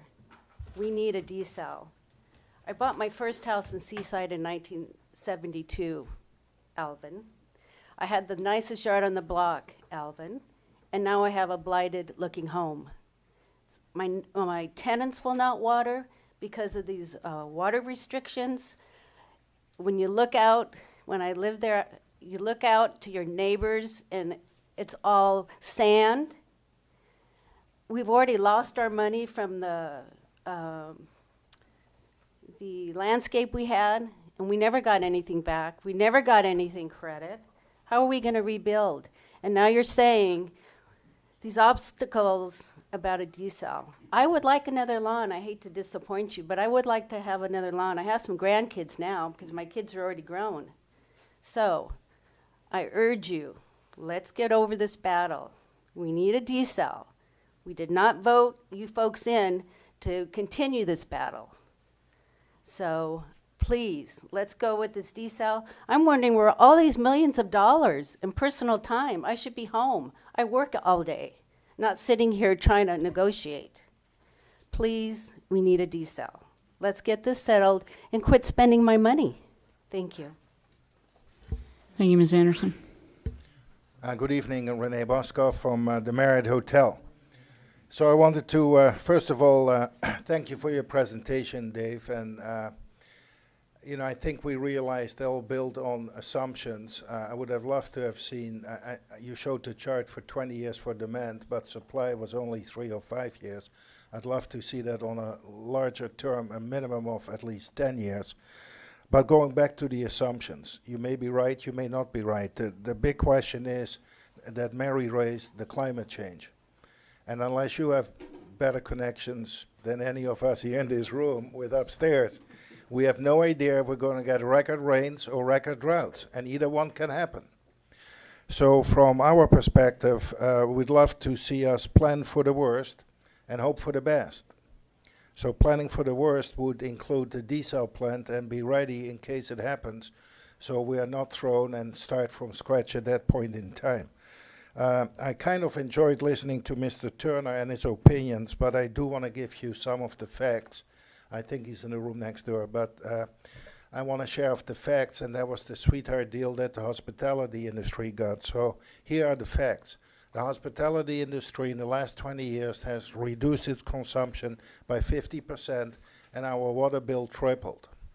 So if that's a great deal, I don't know. I have a great deal for you then, Mr. Turner, if you think that's a great deal. What we do is we bring our laundry, we drive it all the way to a Daly City. We don't want to have to go all the way over there. It's crazy. I have guest issues because the shower heads we currently use, many of the women say they can't get the shampoo out of their hair because there's not enough of coming out of those tiny little holes. Our meeting planners are having issues because they can't get water on the table. Now, when it's 20 or 50 people, it's a non-issue. We can give it on demand. If you serve 1,000 people at the same time, we can provide a service if 1,000 people one by one say we need some water. So at some point in time, when we have enough water, when the desal plant comes on, we would love to see some of the give backs at that point in time and some of the relaxation of the restrictions that currently are in place. And nobody has talked about that. So anyway, let's go. We have worked on this for a long time, all of us. And I was a little bit put off, quite frankly, when the comment was made, and I'll have to look right at you, Mr. Stoll, because I just got to get this off my chest. When the comment was made, let's see how this is being spun. And you were referring to the comments that we are going to make here. We'll come here after we've done our full-time job and try to provide you feedback as concerned citizens. We have worked hard for the past 20 years to give all the water cutbacks, and we're not standing here spinning. We just want to give you our best feedback. Thank you. Thank you, sir. Melody Crislock, Public Water Now. It would be lovely to, thank you, Dave Stolt, for this report. Thank you to the board for authorizing this. It's great to actually see some real numbers. It would be lovely to think that CalAM's desal will solve our water problems and give us all this extra water. But the problem is the cost. I have my water bills for the last 10 years. And what was a $250 water bill 10 years ago is now a $1,500 water bill. I live on an acre, and I would gladly use more water if it was cheaper, but you don't see CalAM promising to make this desal water cheaper. This desal water is a fortune. It will not do what people want it to do. Pure Water Monterey's expansion gives us a shot at lowering our water costs, not the desal. A publicly owned desal 20, 30 years from now is probably a good idea. But this water, if we stayed, I mean, and here's the strange argument here going on about, oh, well, what if we use more than before the CDO? The thing is, that water before the CDO, the 16.4 acre feet a year for growth, that water was cheap. Really cheap. This water is really expensive now. So to think that you're going to more than double it, I mean, if you doubled that 16.4 acre feet, you've still got 50 years worth of growth from the Pure Water Monterey expansion. I mean, these figures clearly make a case for the fact that we do not need this desal plant. We don't need to plan for water for 200 years from now. This is crazy. Will we even be here then? Who knows? But the idea that the desal plant will give us lots of extra cheap water is the biggest problem that we have going on as far as people's understanding. CalAm has told us this is probably going to almost double our water bills. What does that do to someone in Seaside who's paying $100 a month now for water on an income of $35,000 a year? $200 a month for water? That's pretty pricey for low income. I mean, this desal plant is not the answer, and I urge you to decide that and move on with the expansion of Pure Water Monterey. Thanks. Thank you, Ms. Crislock. Madam Chair, members of the board, Paul Bruno, resident of Monterey. Here, I guess, talking about supply and demand. So first, some comments about supply. ASR is water at risk. You know, it's not drought proof. We all know that. It's shown in there at 1,300 acre feet per year, but it really could be a lot less. Maybe not zero. Maybe there's some that builds up in the basin, but it really could be a lot less. I think there's been years in a row where there's been no ASR water put into the ground. With regard to the Seaside Basin, I'm involved in the Seaside Basin Water Master. There's been talk about revisiting natural safe yield. You know, that number that was set by the judge was not set in stone. So what happens when you readdress natural safe yield? It could reduce the amount of production that's available from the Seaside Basin, less than what is shown in the report. So let's also talk about demand. The memo looks at the, quote, changing nature of demand. Absolutely, life is about change. Who predicted Airbnb? I know I didn't, otherwise I'd be much wealthier. But Airbnb has increased demand. Think about those empty homes in Monterey and how now people are starting to rent some out and increasing demand. How many of those second homes now are starting to increase their use? Who predicted the affordable housing crisis and hopefully the solution, which one of them is ADUs? Mary Adams today mentioned that at lunch today. ADUs are incredible. They might be our answer. They're not in this report. ADUs will increase water use. They'll increase it a lot. What about the changing demographics of our society? You know, there's children, millennials, they're staying at home. They're not leaving. So we're going to have more people in homes as this is happening. And then we have the opposite on the other side. Population's getting older and people haven't saved like they used to. And so maybe those parents are going to be living with their kids. There may be more people in the homes that we have. What does this all mean? Well, it all means that the future may mean more water use. So when trying to predict demand, shouldn't we aim high and not low? That's really what it's about. Aim high, don't aim low. And a last comment, the Monterey Peninsula is not a third world community. My wife and I use between 25 to 35 gallons per day per person average. That is extremely low use. We live on a 1.5 acre lot. We have 11 lucky plants that get watered. I counted them before I came here. I also took a picture of my yard if anyone wants to see how ugly it is. The report concludes the existing users are unlikely to increase their water consumption with the availability of new water supply. I'm going to disagree with Dave on this. I disagree wholeheartedly. I'm living by example, not because I can't afford a water bill, but because I'm living by example. We are in a water emergency and this is how we live. But it's not how I want to live or how I should live or how anybody else in this community should live. Your responsibility is to augment our water supply. So aim high, not low. Thank you. Thank you, Mr. Bruno. Good evening, John Tilley, Coalition of Peninsula Businesses. Would people associated with the coalition please stand? Thank you. The Coalition of Peninsula Businesses find a number of things about the report troubling. The report appears to be a dressed-up version of arguments the district has made to the CPUC before, and this has been rejected by the CPUC in its final approval of the Peninsula Supply Project.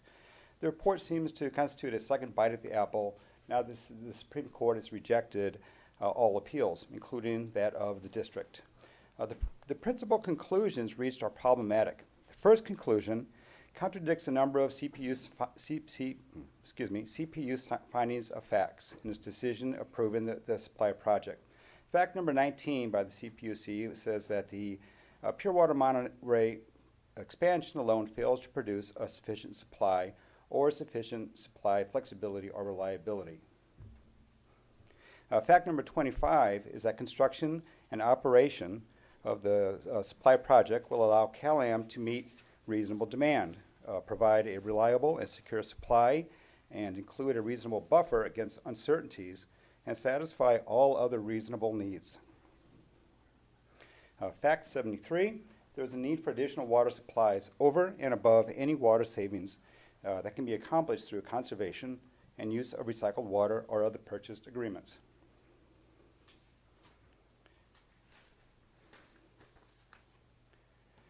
The second conclusion is that either water supply option is sufficient to lift the CDO.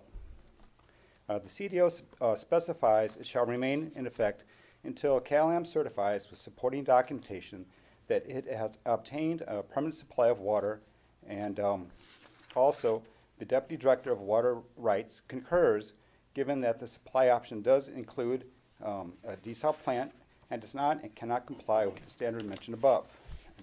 Since the CDO is issued against Cal-Am, how can the district assert with any confidence that it can secure a lifting of the CDO based on non-existent evidence of permanent water supply to serve Peninsula water needs?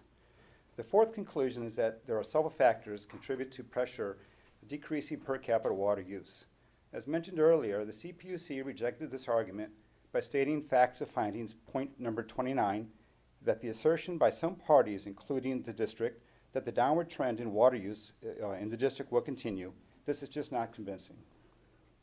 The third conclusion, that the long-term Peninsula water needs may be less than thought, is problematic on several levels. The report calculations of water need for legal asset records results in trivial reduction in overall demand. The reduction in tourist bounce back of 500 acre feet was approved by the water district, was negotiated by the water district, and was included in the agreement. That wasn't just for tourist bounce back, that was for all overall economic vitality and recovery. This reduction attempt on this report was presented to the CPUC and was rejected in the final approval by the CPUC. The Pebble Beach Company entitlement to 345 additional acre feet is a matter of law and is not subject to ex post facto tinkering. We urge the district to reject this analysis of Peninsula water supply and demand. We need a desal plant as approved by the CPUC as the only means of obtaining a sufficient, stable, secure, and sustainable water supply, which even an expanded Pure Water Monterey project and drought failure-prone aquifer storage and recovery will not provide. The desal project is needed just to have that flexibility, to have the volume that's needed, and to be a sustainable project. I'd like to remind this board that about a year ago, it approved a project on Alvarado Street, a retail establishment. And it said the owners of that project had to drive their ice down from Santa Cruz. Market absorption that's being quoted here is so far off from the truth of what this market could absorb. The idea that laundry has to go to Daly City or ice has to be driven down from Thank you, Mr. Tilley. Santa Cruz is ludicrous. Here's copies for all members of the board. Thank you. Thank you. Madam Chair, that is the letter that you received in your packet this evening, and the response that I provided you, I also provided Mr. Tilley. Thank you. Hi, good evening again, Tom Raleigh. Some of you know I've been attending these meetings for over 25 years regularly as a representative from Monterey Peninsula Taxpayers Association. That's when our former president said, go and check out what the Water Management District, I think maybe you're the only director still around from those days. But I don't want to speak as a rep from MPTA, but as personal experience with water on a personal level that some of you may not be aware of. And I don't think Mr. Stolt, who's a newcomer, is really aware of the impact of what our current conservation and how the community has really been behind conservation. When I first moved here to go to Navy school in 1968, I rented a house in Fisherman's Flats. And I happen to now live in that neighborhood when we moved back here when I retired from the Navy. But I had a lawn, a green lawn, and shrubs and plants. And the neighborhood was beautiful. Now we have dirt, gravel, drought tolerant. My own house, I have a small patch of grass because we have some pets that need a grass area. My wife raises begonias and roses. This year, in past years, there were a whole building, the fair was just over, of flowers submitted for the public to enjoy at the fair. A building, roses, begonias, orchids. Now they're down to a couple of tables, and the rumor is next year they will not even have a floral display at the fair. Why is this? The community, and I know Mrs. Byrne was here as a former mayor of PG, how much the community that went through the rationing of 78 would do everything they could to contribute to avoid that again on a personal level. Some of us remember that. And I've got to tell you that my wife says the flowers get watered, what we have, before you shower. So you better get a gym membership. So the thing on a personal level, and you've heard Mayor Rubio say, why are we subjecting us to this desert here? It's unfortunate Mayor Potter's not here because the focus should be, and I believe, and I'm not trying to lecture you, but I'm trying to just urge you to stay focused on getting a water project complete, not trying to reduce and make up artificial numbers for what the demand is. There is a pent-up demand. And the last point I would make, I've only got 20 seconds. I am a realtor. I did a lot of commercial real estate with small business owners looking for spaces to open, to create jobs, start out as small business. And what we found out is even starting around the year 2000, the cities were all out of water. Commercial space with no water, no jobs, and we wonder why the population is going down. So thank you very much. Thank you, Mr. Rowley.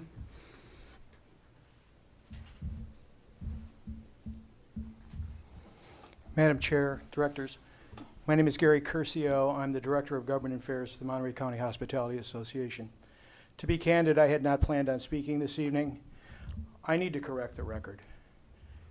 And my correction has to do with hospitality bounce back. The numbers quoted by Mr. Stolt earlier this evening about pre-9/11 occupancy are not correct. Monterey was enjoying a low 80% occupancy prior to 9/11. I believe it was 82%.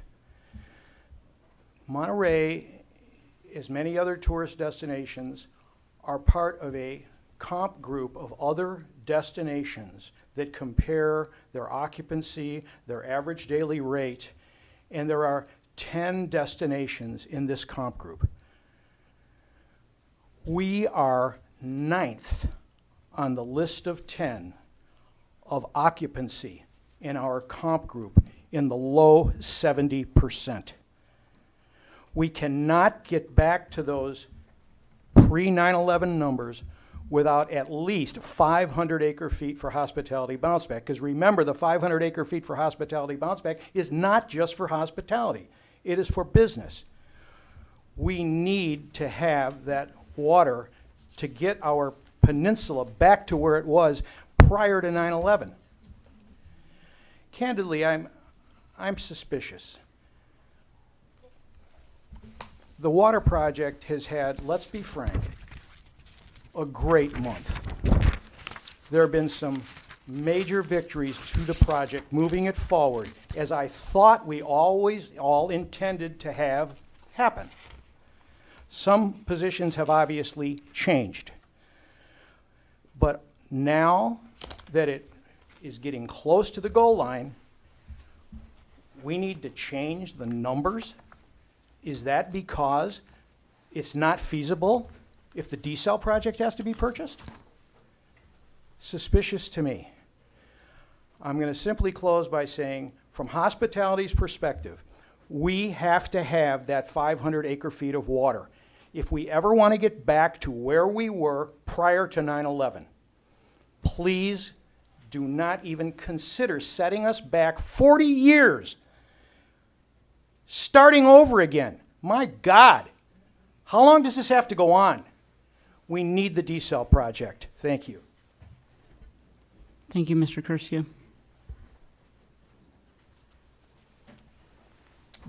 Thank you. My name is Adam Scow. I'm the former California Director for Food and Water Watch, and I am a big supporter of Public Water Now. I just want to make 2 brief points. I believe it's very important to have some transparent numbers around the rate differences and the real costs of these 2 projects. That's going to be so important. I know a lot of my friends here and business owners are very concerned about what they are hearing about projected water rate hikes from Cal-Am. As you are well aware, Monterey Peninsula has some of the highest water rates in the nation. If the desal plant were to double the costs of water, I would be very skeptical to see water use bounce back to lower levels. I just don't see that happening. The other concern about climate change and preparing for the worst, that necessitates a culture of keeping demand low. And that's what we're seeing around California, and that is what the state wants to see from the State Water Board now. How can we as water agencies keep demand low in case climate change, in case we get a bad drought? Not how can we get the use back up high to where it was 30 years ago. A few agencies that have done that in Southern California suburbs have seen their water use bounce up. The rest of the state has not. And that's great. And the people of Monterey Peninsula are to be commended. The businesses of Monterey Peninsula are to be commended for bringing the water use down. That is a phenomenal achievement. And the question is, how do we keep it low in case the worst does happen? Cal-Am's application before the Coastal Commission has a lot of problems. Taking out 7 acres of dunes and marina is going to be a big problem for the statewide Coastal Act. And it doesn't matter what the PUC considered and what they didn't consider. That is a statewide agency that's going to have to take a dispassionate look at the law to see what's going to go on there. So this is very good news, and this is a reason for optimism that perhaps this peninsula can meet its water needs without building a desal plant that is unnecessary. Thank you very much. Thank you, Mr. Scow. Hello. I'm Monica. I'm the Housing Resource Commission board member. Monica, what is your last name? Kin. Thank you. As well as I studied privatization and the effects on communities in third world countries from Africa, Middle East, and Asia. My concern is for the residents of lower income and disadvantaged communities. As we know, Marina has a $20,000 less median income per household compared to Monterey residents, and $10,000 less per medium income household compared to seaside residents. Marina also has a higher proportion of minorities, as well as a higher proportion of people that are non-English speaking. What will happen to these communities when the desal plant causes saltwater intrusion into the aquifers, when almost 6,000 to 7,000 gallons of salt will enter into the aquifers, and these aquifers will no longer be able to have fresh water, and only private water will exist from the desal plant after saltwater intrusion destroys the sensitive habitat of the marina dunes. That's my concern for the residents that don't have an income to afford a price gouge if water rates goes up and if a monopoly on water happens. Right now we have a debate because we have aquifers and we have the potential to do desal. But what will happen when we have no more aquifers because the saltwater intrusion has destroyed the habitat? That is a unique habitat that took millions of years to create and isn't easy to recreate. And I'm done. Thank you, Ms. Kim.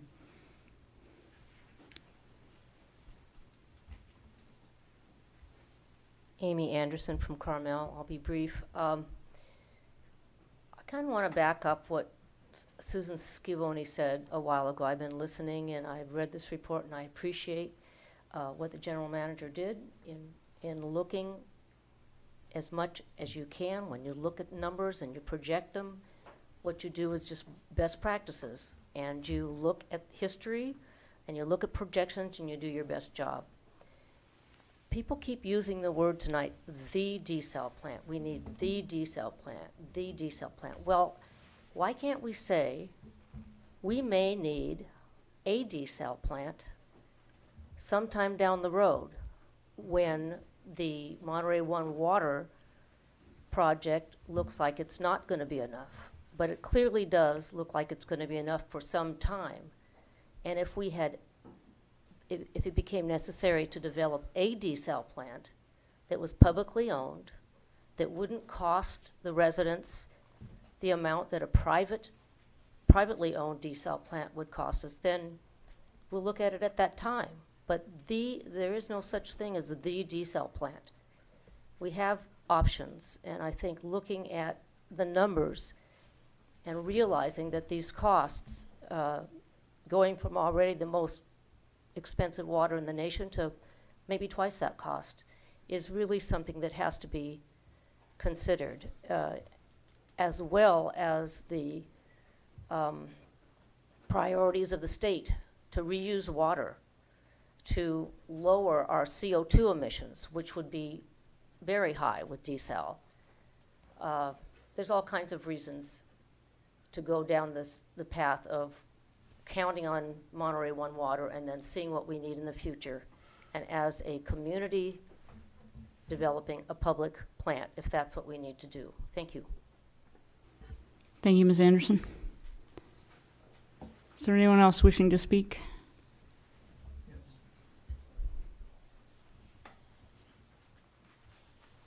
Good evening, Madam Chair and board members. My name is Frank Geisler. I'm the interim CEO of the Monterey Peninsula Chamber. I just want to say one little thing. Our organization represents business community, right? We have about 600 members, but that's not the important thing. The 600 member employ 20 to 30,000 people. So when we try to talk about business community versus the real community, let's not forget about that.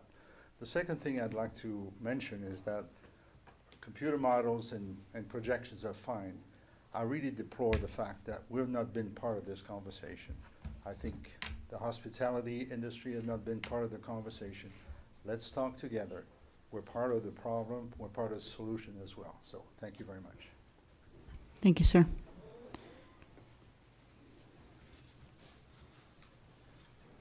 Okay, seeing no one else coming up, I will close public comment and bring it back to the board for discussion. Directors? I would just like to say that some of the comments, and I think pretty much everybody on the board is new except for Alvin,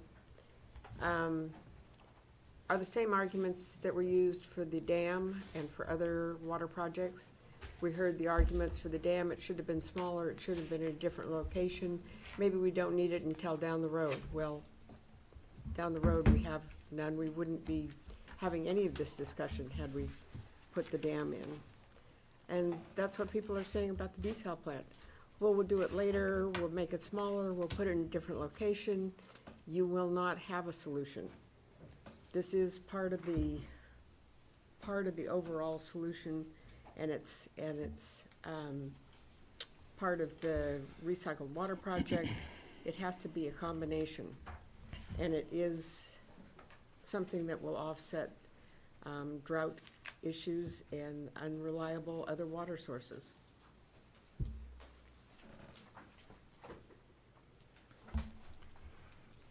Madam Chair, one clarification. You'll notice there were no, well, two clarifications, that there were no opinions stated about anything. These are all just statements of current fact. I was encouraged by Mr. Hoyer's, this could happen, this could happen, this could happen, and that's where I go back to, use your imagination, give us some scenario, and we can put a number on it. So just want to remind people that there are no recommendations out of this. This was a discussion item, and it's all just a series of facts and assumptions and footnotes. The one clarification to the speaker on tourism bounce back, I've heard it mentioned twice. It was for overall economic recovery, and in fact, that is not the case. It's labeled as tourism bounce back in CalAm testimony from April of 2016 and September of 2017, and it was tied to tourism occupancy rates in testimony filed in April of 2012 and January 2013. That was the concept. If we could get back to pre-9/11 occupancy rates.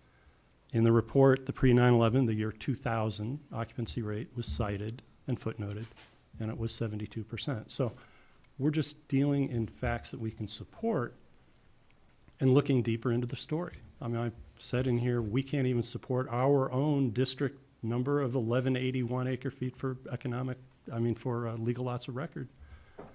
But it covers a lot. It creates a lot of room for a lot of things that could happen, in terms of housing starts or business starts and so forth. It was just a deeper drill into, well, what were our assumptions on demand?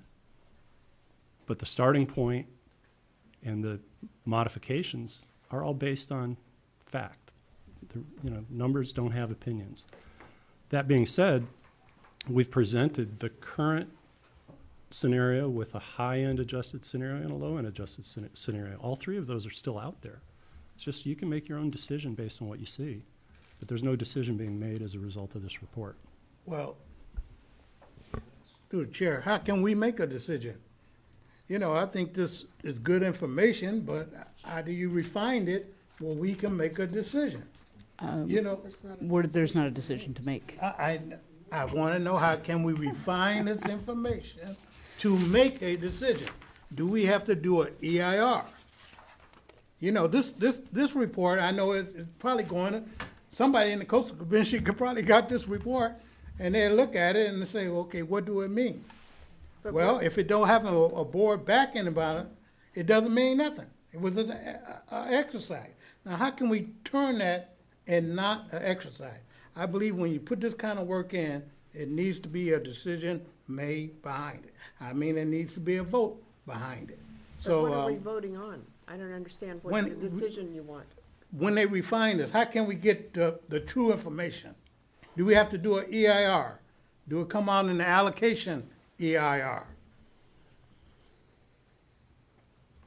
Well, yeah, we're at the same place we've been, which is the project in front of the community is the desal plant. That's the one with the issued CPCN and the county permits, and it has its path ahead of it. We do not, as a district, we do not have an inflection point where a decision can be made on anything. We can't, whether you wanted to make a decision in one direction or the other direction, there's no place to make a decision. And there's no way to force a decision. We had put effort into the Pure Water Monterey expansion as a backup to be there. And we did that before the Supreme Court decided not to hear. We did that under the assumption that there might be an injunction and that the community didn't want to live in another 6 years waiting for a court case to take 4 years through the courts and 2 years to build it. So I don't know. It was, but the question that was asked was, snapshot in time, where are we really today? And what do we know about where we are really today? And for people who have an emotional attachment to statements, let's give them some factual information and just put it out there. So I think that was the direction I was given. And I think it was a great report. I think it's a snapshot in time. It could go one way or the other depending on what happens, but I thank you for all the work you put into it.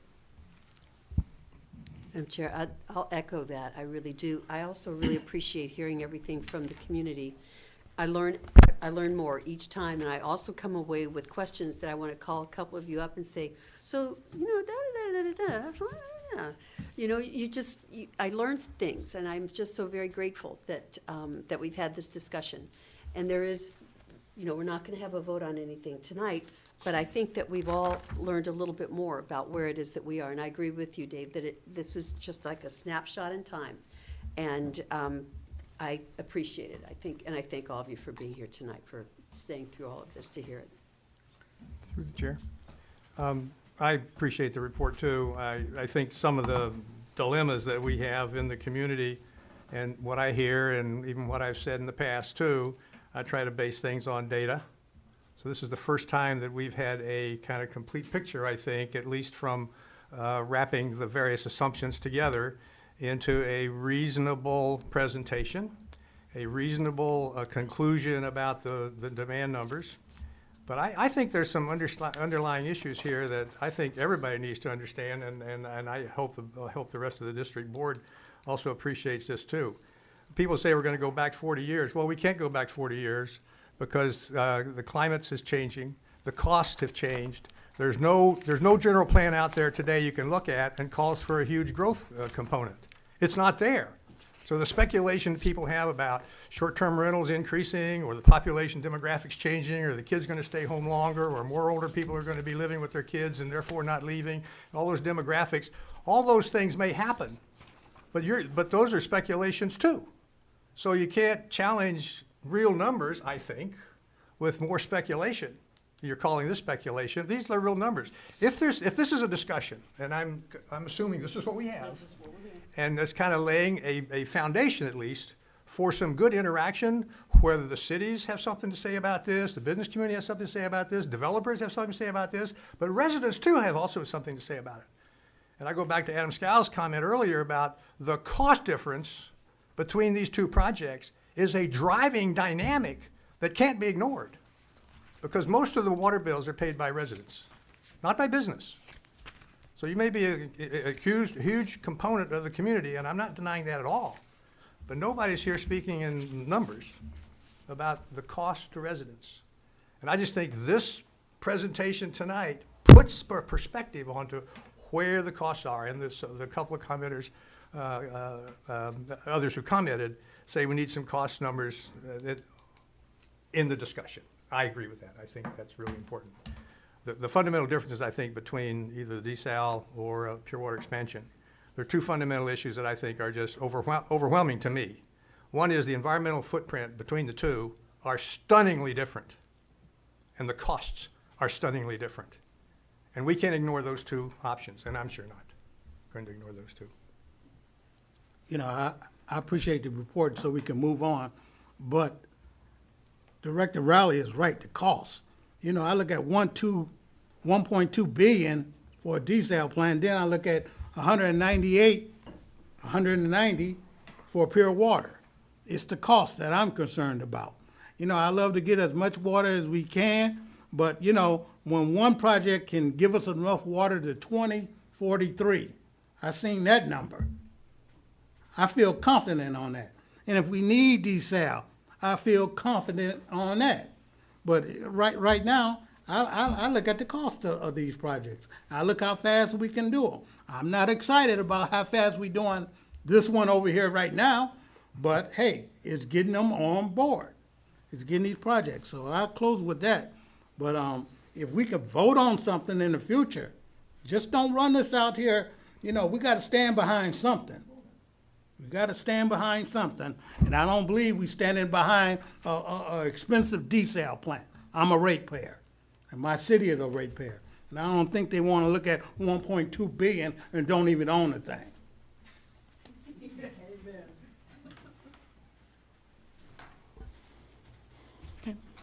Well, Dave, I'd like to thank you for putting this together. I had asked you to explain where all the numbers came from that are bandied about, and I think you did an excellent job at relooking at the numbers and trying to figure out where they came from and where they might be different today. And so I greatly appreciate that. So on that note, I'd like to move forward and go on to item number 10, our first public hearing of the evening. Consider adoption of the Monterey Peninsula, Carmel Bay, and South Monterey Bay Integrated Regional Water Management Plan update. And you all are welcome to stay for the rest of the meeting. Could I make a suggestion that we condense these next items? You can make the suggestion.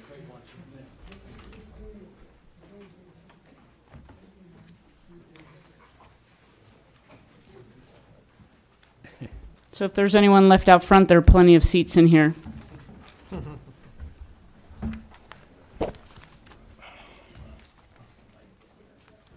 Madam Chair, members of the board, item 10 should be... Larry, it is wonderful to see you back. Well, thank you. But I'm going to ask you if you wouldn't mind giving us the brief run-through tonight. Yeah, I want you to spend more time with us. Yeah, I'm going But- to be as brief as I think we can for a public hearing. As much as, yes, thank you. So this will be the third time the board has considered an IRWM plan. First one in 2007, second one in 2014. And this plan is an update based on Prop 1 standards. Each of the previous plans had to meet other proposition standards, Proposition 50 and 84. So just a reminder, the IRWM region is the Carmel River watershed, all the peninsula cities, and a portion of Fort Ord that goes through CSUMB. The region that you are looking at is in purple up there at the southern part of Monterey Bay, and it's part of the Central Coast funding area. And the importance of that is that the funding area has been allocated $43 million from Prop 1, and the share by agreement that the Monterey Peninsula region will get is $4.2 million. However, you have to have an adopted, updated plan consistent with Prop 1 in order to be eligible for all those funds. So why planning, IRWM planning? Well, it just brings a lot of technical factors and strategies, benefits, geography, hydrology, and especially partnerships together for people to discuss. So the requirements for this plan were to, one, provide expanded outreach and opportunities for Native Americans, to update the water supply demand update the water supply and demand projections, and set some qualitative, quantitative measurements of objectives, and incorporate resource management strategies from the DWR Climate Change Handbook. In addition, you're required to show that you're promoting adaptive management measures to climate change, and they want you to identify your vulnerabilities, especially sea level rise, what happens to infrastructure and water supply, and discuss adaptations for changes in runoff, for instance, from either wetter or drier climate change. And then I believe you've been presented the Stormwater Resource Plan in the past for the Monterey Peninsula. You're required to incorporate that into the updated plan.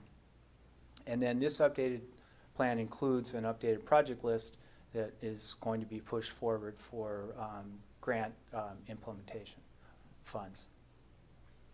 So there was quite a bit of input from stakeholders, meetings held over about a year.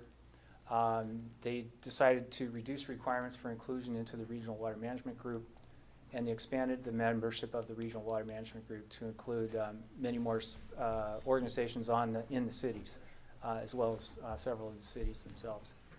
They did approve the incorporation of the Stormwater Resource Plan. They split flood prevention and erosion protection into two goals, where it was previously one, and they added a management, watershed management as a new goal in the plan. Revised objectives include identifying water for environmental flows, protecting coastal infrastructure, promoting floodplain restoration like the Carmel River Floodplain Project.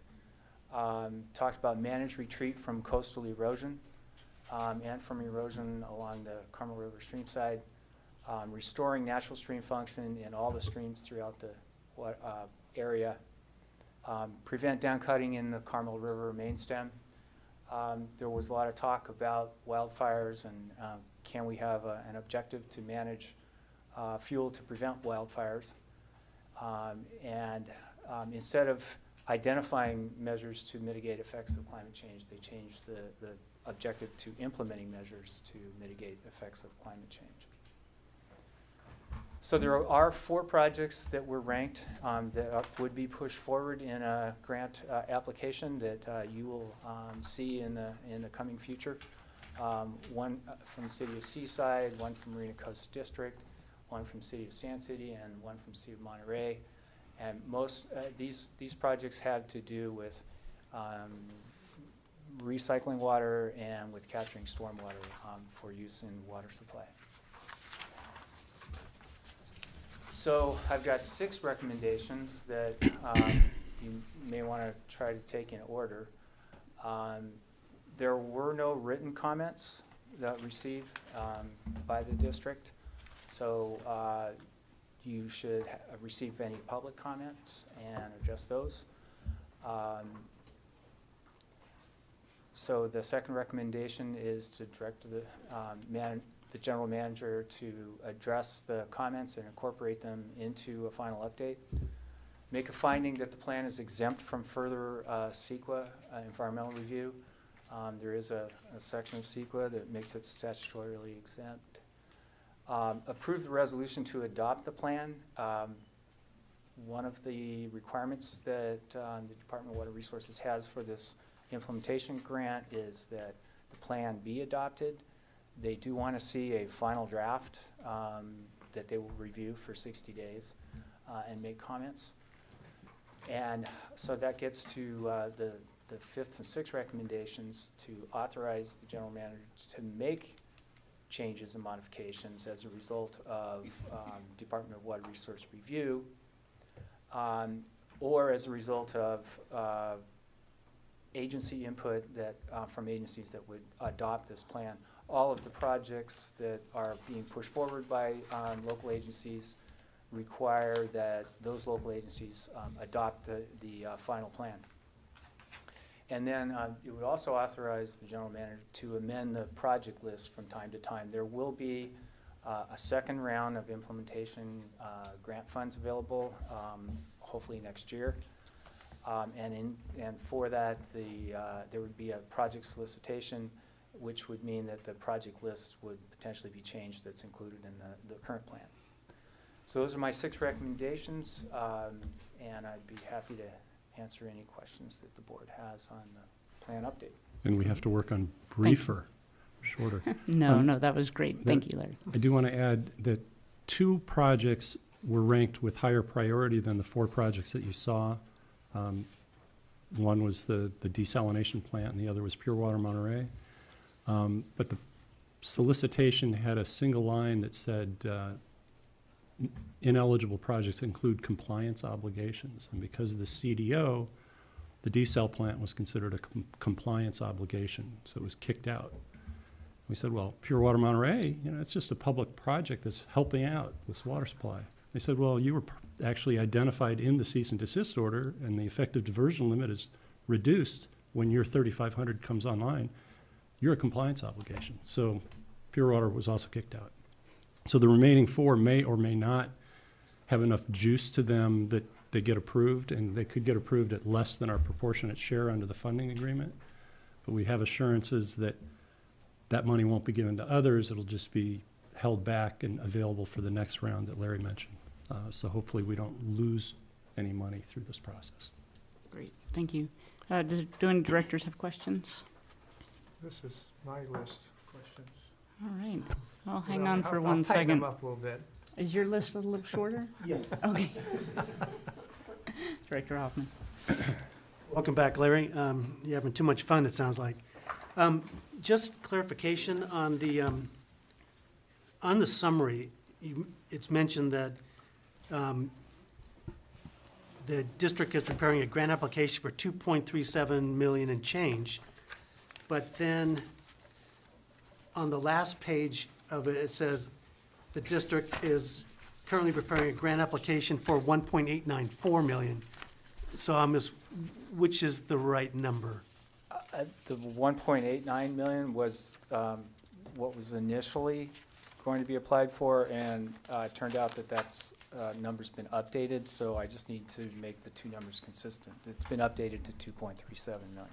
Oh, so that's the correct number, the 2.3? Yes, so thanks for catching that. And the,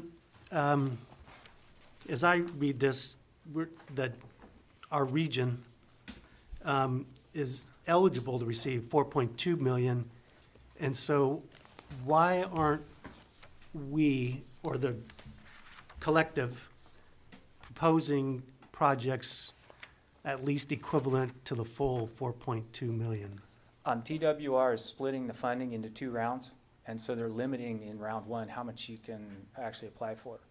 And the round one limit for this region was the lower number, but there's talk among the Central Coast regions that perhaps the Monterey Peninsula region could push forward on some of their projects in round one and take less money in round two than what was supposed to be allocated. So the money's going to be all be allocated, but it's being done in actually 3 stages, one for disadvantaged, 4 stages, two disadvantaged community grants and 2 implementation round grants. Okay, thank you, that's all I had. I'm not going to ask all these questions. But a couple questions. Can the action item be done with one motion, or do you need 6? One. Okay, that's one. These are kind of like my questions. I see in the governance section, Cal-Am is not mentioned. Is Cal-Am a participant or ineligible, or why? What? Cal-Am has been asked to participate, and they did submit a project for review, which was ranked, I think, the #1 project, which was the Monterey Peninsula Water Supply Project. But as Dave mentioned, that was ineligible to be pushed forward. So Cal-Am is participating. But they're not proposed to be a member of the group? They did not request to be a member of the Regional Water Management Group, but they're a stakeholder. Okay, fair enough. Water Master, same question. The same thing. They're a stakeholder, but they did not request to be part of the Regional Water Management Group. Okay. What's the interaction at the borderline of this region with the next region north of us?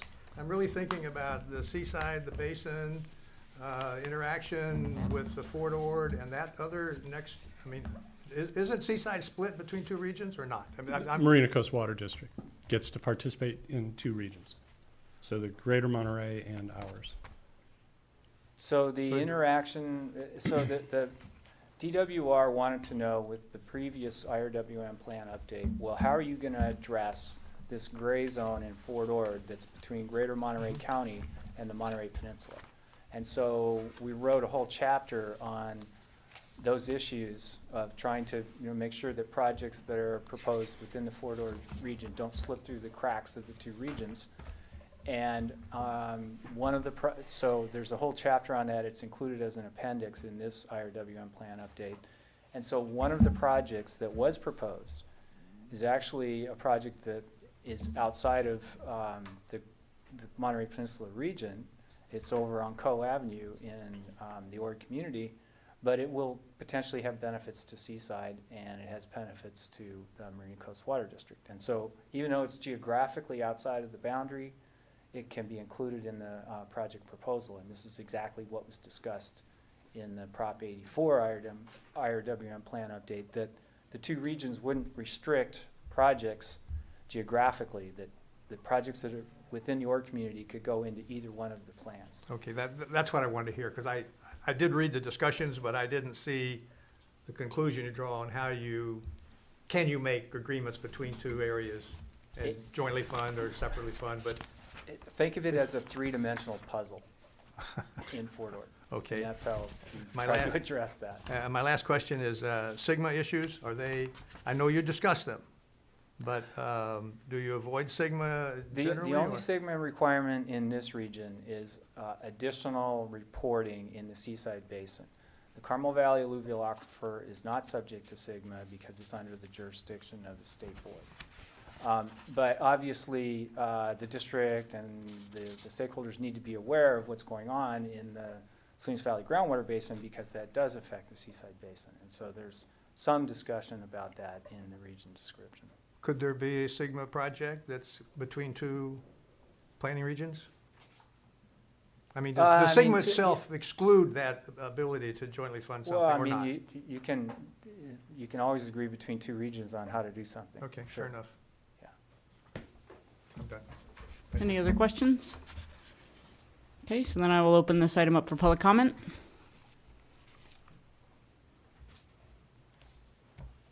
And seeing no public coming forward, we will close public comment and bring it back to the board for discussion. Move approval of staff recommendation. Second. Okay, we have a motion to approve from Director Edwards and a second from Director Byrne. Is there any further discussion? Larry, it's on the numbers difference between the 2.4 and the 1.8. In the actual document itself, table 10-1, the costs and the grant amounts may be prudent to revise to make it reflect the correct number. If you may want to look at that, just so everything's lining up. That's all I had. Great. Then all those in favor of approving the staff recommendations? Aye. Aye. Any opposed? Motion carries unanimously. Thank you, Larry. We'll move on to item number 11, consider adoption of resolution number 2019-12, modifying Rule 160 regulatory water production targets for California American Water System. Good Hi, evening. John. Hello, Chair Evans, members of the board. This is a public hearing to consider adoption of resolution 2019-2012 to modify Rule 160. Thank you, Arden. So at the change of every water year, the water district applies its Rule 160, and it goes through, looks at how much water supply is available based on regulatory restrictions, and then modifies tables 1, 2, and 3 in the rule to reflect how much water is available to supply for the next water year, and it sets year-to-date and a month-by-month consumption rate that this year of water has been divided into based on monthly percentages based on past usages. Of course, we've talked a lot about it already. We have the cease and desist order.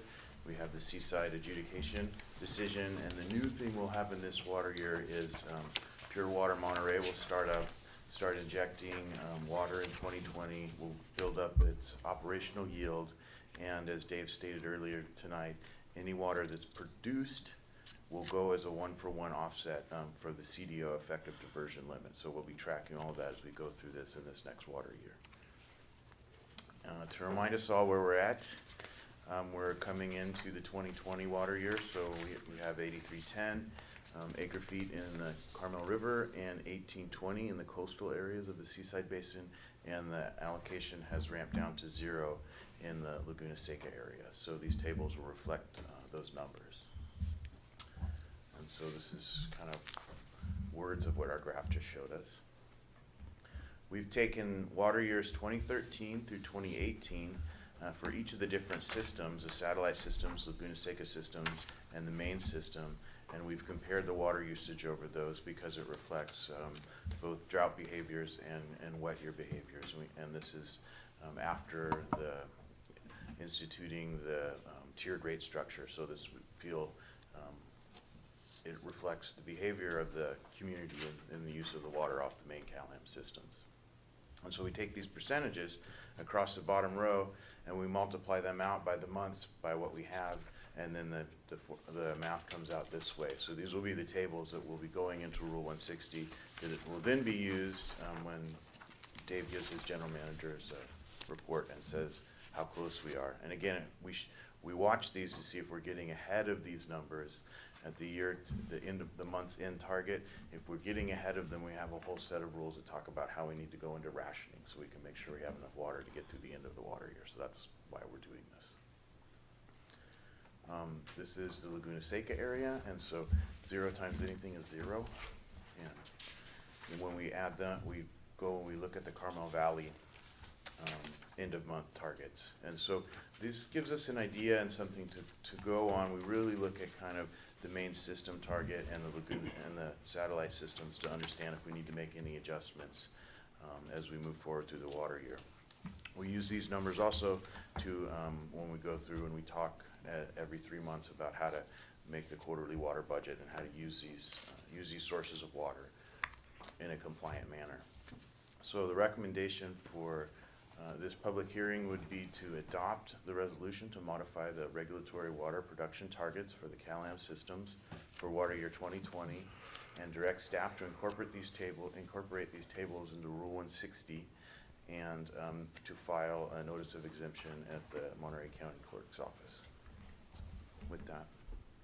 Great, thank you. Directors, any questions for staff? Okay, seeing no questions, I will open this item up to public comment. And Seeing no public coming forward, close public comment, bring it back to the board for discussion. Move adoption. Second? Okay, we have a motion to approve staff recommendation from Director Riley and a second from Director Byrne. Is there any further discussion? Well then, all those in favor? Aye. Aye. Any opposed? Motion carries unanimously. Thanks, John. And let's roll into item number 12, public hearing on consider adoption of October through December 2019 quarterly water supply strategy and budget. Okay, I will also be presenting this to the board.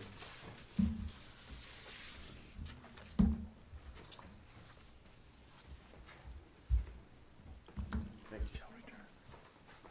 you.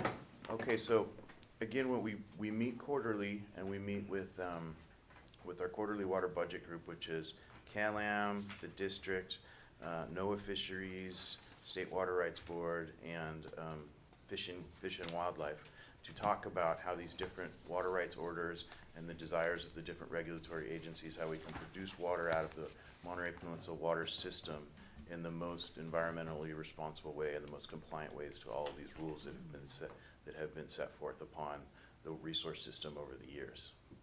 And that is incorporated also in the Rule 160 targets that you guys just directed us to modify. So the things to consider always in the first quarter are the ASR plans. So the permits allow us to start diverting water and injecting on December 1st if we meet the in-stream flow requirements from our permits. So we always talk about, do we have the well capacity available, or will we be ready if we get the storms to start operating ASR? So it's a key for us to, and a touch point for us to keep coming back to, so make sure that we're ready. Also the same with Table 13, we're allowed to start diverting on that permit on December 1st if we meet the in-stream flow requirements, if the storms are sufficient. And then this year, the new thing again will be Pure Water Monterey. So we're thinking in this quarter, we'll start building up the operational reserve. Once we reach that operational reserve, then we'll be able to start talking in the subsequent quarters about how to use that and pull that out as a source to the system and shift some even more production off of the river. So we also want to assume full utilization of the Seaside Basin coastal subarea native groundwater for water year 2020. So it was decided that instead of pulling out the remainder of ASR that was not recovered, to use the native coastal basin and the full capacity of that to not shift pumping back to the river, and while we're waiting for the rains to come back and the flows are low in the river. We're lucky enough to have the river still connected at Highway 1 right now to the lagoon, and we don't want to pull off that. There's also a state board order that's called 2002-02, which talks about the low flow period, and as long as the flow at the Don Juan Bridge at Garland Park remains less than 20 cubic feet per second, we have to maximize the production out of the Seaside Basin to protect the river. So this quarter is starting in the low flow period, so we're prioritizing pumping out of the Seaside Basin to pumping off the river. And then we assume that we'll be ready to inject ASR and divert Table 13 in the beginning of December if the storms are sufficient. And we developed this with the cooperation of the people I mentioned before. However, the NOAA representatives were not able to attend this meeting, but we did get their feedback before we had the meeting. So we're going to talk, the first quarter is this component of the Rule 160, which was just approved. We go through and we look at the Climate Prediction Center.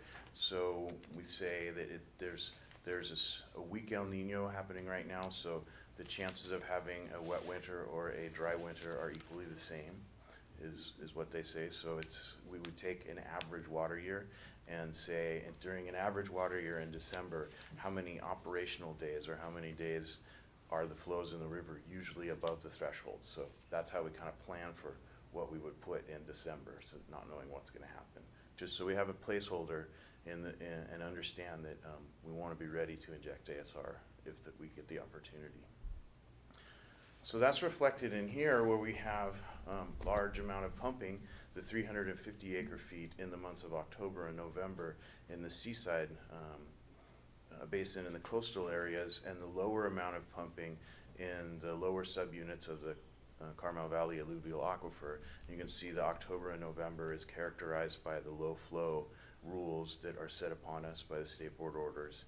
And then in December 2019, we have shifted some pumping. You can see where it says lower subunits for ASR, 145 acre feet. That's again what we would get in December on an average water year. So we want to place that in there to understand that we may want to start pumping harder off of the alluvial aquifer, and then you can see a reduction in pumping in the coastal sub areas, and that's mainly to keep the seaside system pressurized when the system is in the injection mode. And so then the rest of the numbers fall out with the Sand City desalinization held at 25 acre feet, and then you total them all down at the bottom, and you can see we have a source of water and then where it's being consumed. So, John, staying on here just for a second. So earlier we talked about August had ASR recovery in it. Will September, is there ASR recovery going on currently, and then it shuts off with 0 here shown? So will there be a balance? there will be. I think it's, I have to go back and look, but it's less than 500, but more than 300. Okay. So, right. But the exact number, we have to wait and see. Okay. If there's, I don't know if anybody wants to ask questions on the kind of technical, because this is the last kind of technical. We seem to continually show the desal for Sand City, 25 acre feet. The reality is not that it's operating at that level, is it? No, it's not. So why do we that show a number that's not realistic? It is the difference between the design rate of it and the what you would say is realistic, and it's a committee, so we were asked to put that number as the design rate for that. So. But we can, that is, everything in a committee is available to be discussed. I have a question. Just in terms of capacity for ASR, has all the work been done for ASR to be at maximum design capacity, or is there still work being done to expand capacity? I mean, this may be old news, but. Well, ASR itself, the injection wells are ready, the 4 wells, and so there's no expansion of capacity there. There's a couple issues with limitations on well extraction capacity on the Carmel River during the rainy season, and maximizing that winter water right hasn't happened, but it depends on the availability of well capacity and the manual operation of a valve in the middle of Carmel Valley Greens Road, and whether you can shift flow up over the hill and pay for that lift, and also get flow and keep fire flows at the Forest Lake tanks. I mean, all those things that. It's a long answer to a simple, yeah. I thought a simple question. Yeah, it's not a simple question because it was the first year with the new toys, and I don't think there's enough operational experience yet to say all the moving parts have been solved. But would you say, with Cal-Am here too, would you say that you're working out the bugs and you expect at least through this winter the bugs will get worked out? I'm just trying to find a comfort level of when will maximum capacity exist? Yeah, go ahead, Chris. Yeah.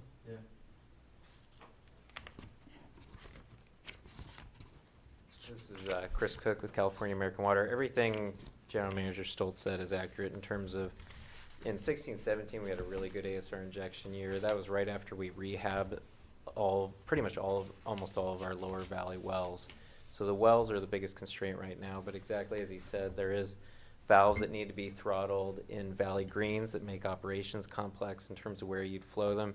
It's actually part of both the desal and I believe the Pure Water Monterey expansion project. With the Carmel Valley pump station, there's automation that would happen with that valve, where right now it's manual and you have to go out and do a lot of work.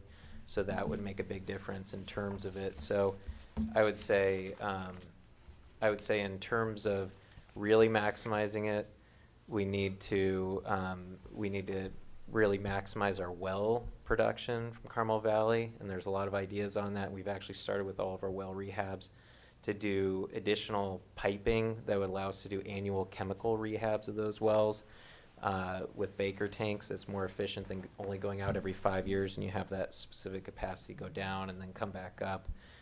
So we're starting to do things, but the reality is you probably want to re-drill some bigger wells. The future Carmel Valley pump station will allow for more automation. So simple answer is no. I don't think next winter we're going to have perfect operation, but additionally to that, I think there is a long-term solution with it that's not too far off. So, Like beyond one more season?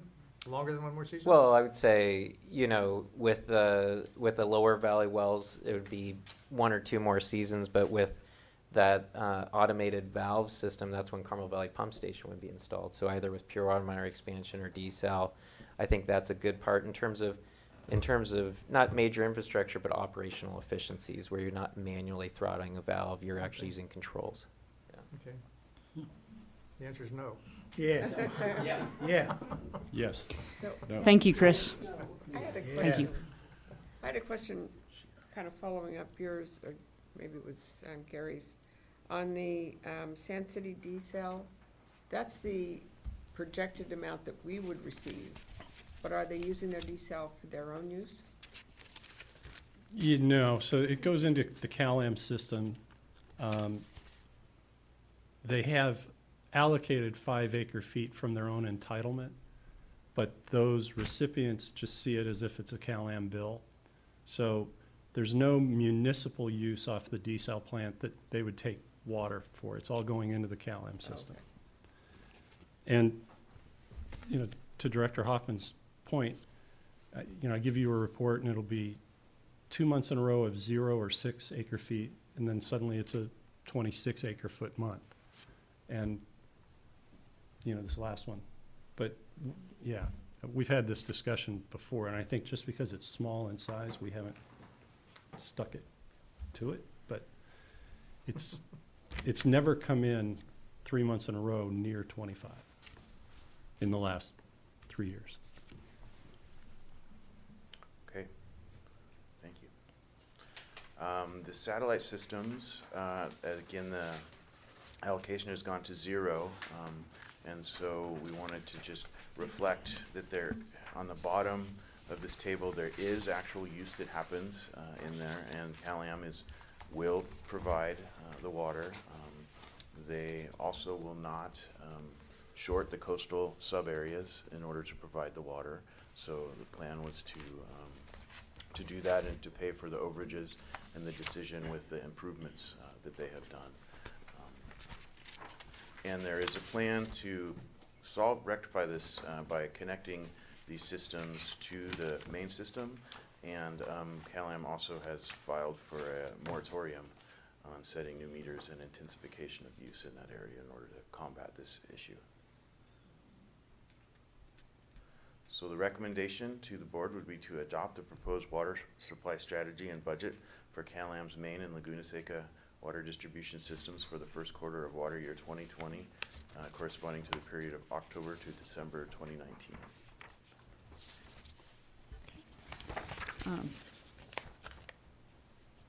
Oh, that was in case Director Hoffman asked me more about ASR. These are, if someone asked me when would we be able to inject, this is we've synthesized all of our rules and our different permits. We have 2808A and 2808C, what rates and what times of year, what gauges you have to watch for, and so this is just something that we consult and we share with CalAm. It's fairly complicated, so we all are. What area are you on this? So I thought it would be interesting. Thank you. And it is, but I gotta ask this question while you're here. Are we gonna be ready at the beginning of the season? Only thing I wanna hear you say, we ready for the river to flow to those numbers. Yeah, and I hope so, because every year, we gotta do this, we gotta do that at injection time. So I hope y'all on top of it. We have been the last 3 years. The very first day, we've met our thresholds. Okay, thank you. Yeah, we've gotten better. Yeah, Thank and you, last John. year, of course, the pipeline had just come online, so. Well, I hope it's better this year. That pipeline ain't working. Do any directors have any questions for staff? I just appreciate the chart, thank you. The Hoffman chart. Any questions? All right, so then we will open this item up for public comment.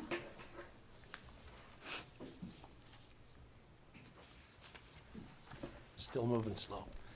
Tom Raleigh, you've heard me before speak about a friend of mine, oceanographer, meteorology specialist, Jack Jensen. And he used to give me a personal report each year on whether he expected to have a rainy winter, a normal winter, or a dry winter. And you've heard me before, and Mr. Stolt has contested my statement from Mr. Jensen, who unfortunately passed away September last year. And he correctly predicted before he passed away that we were going to have a fairly rainy winter. I think it was 150% or so. He actually went back and looked back to all the records for the Peninsula, and some time ago we went over these, that going back to the 1840s, in which there was data, 7 out of 10 years on the Peninsula are dry years. That's below the average of 18 to 20 inches average rainfall, what it averages out. Now, we have had, in not that too long a distance, some of us remember 40 inches, when we were an island. But that hasn't happened recently, but some of us remember that. But the reason we would talk about this is the statistic that was given on how much ASR are you going to have. And it's all based on, are you going to have excess flows or you aren't? And you got to have the rainfall for that. So we heard earlier people criticize the data saying you're going to have 1,300 acre feet a year. I think the ARIs and the EIRs that I read in the past said it would average 800 to 1,000 acre feet a year, average, good years and bad years. And with the 5 years of drought, we didn't even average that. We didn't even come close. And of course, we've had, 2 out of the last 3 years, we've had really great rainfall. So it really is not a reliable and sustainable number that you can hang your hat on. It's good that it's projected, and this is for planning purposes. And the staff does a great job, and the new chart that he gave is, really quite illuminating. So I think you have really good staff support.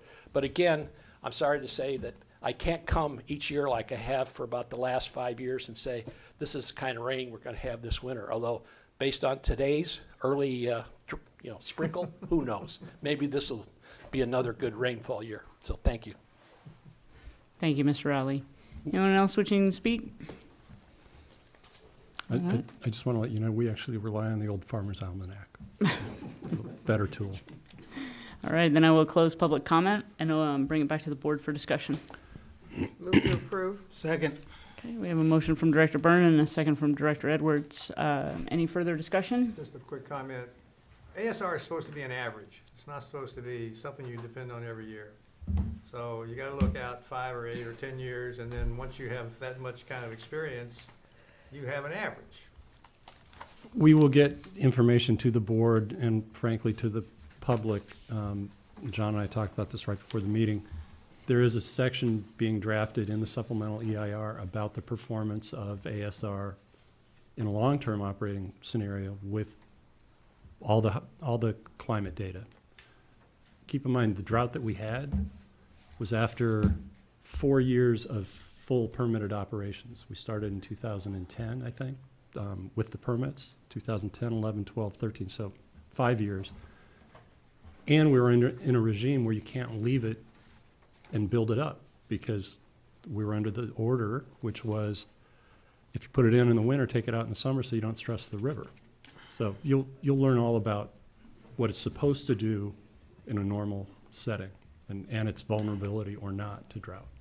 And we're still 2 years away from having a reliable, supposedly, capacity, or a higher capacity. Yeah. Okay.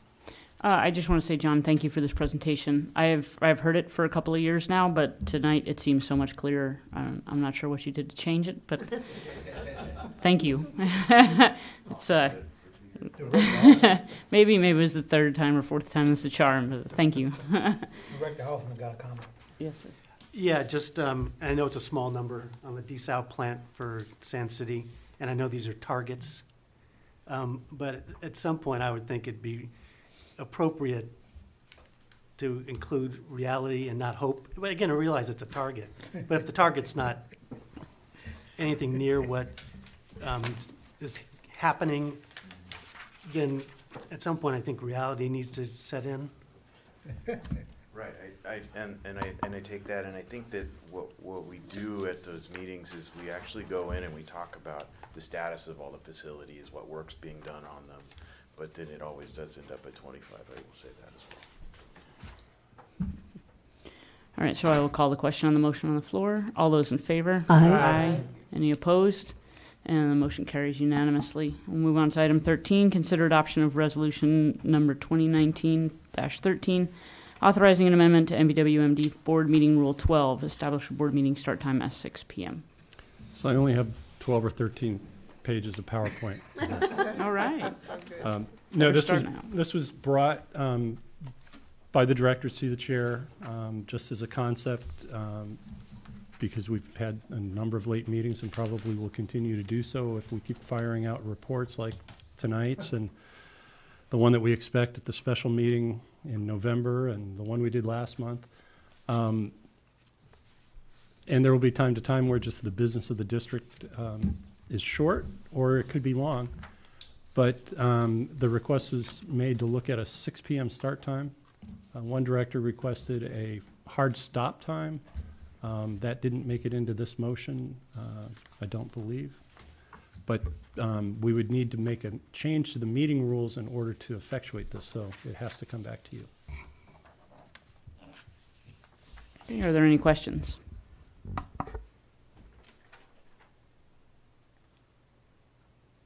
Okay, is there any public comment? Just keep in mind, we may have some fits and starts over closed session if people feel compressed around the 5 o'clock hour, because that would mean that an hour of closed session would start at 5. So if that's ever a problem for anybody due to professional or other requirements, just let us know and try to limit it or put it at the end of the board meeting. Okay. I do have a question. Seeing no public, I'm going to close public comment and bring it back. Oh, and we do have public comment. All right. One quick question.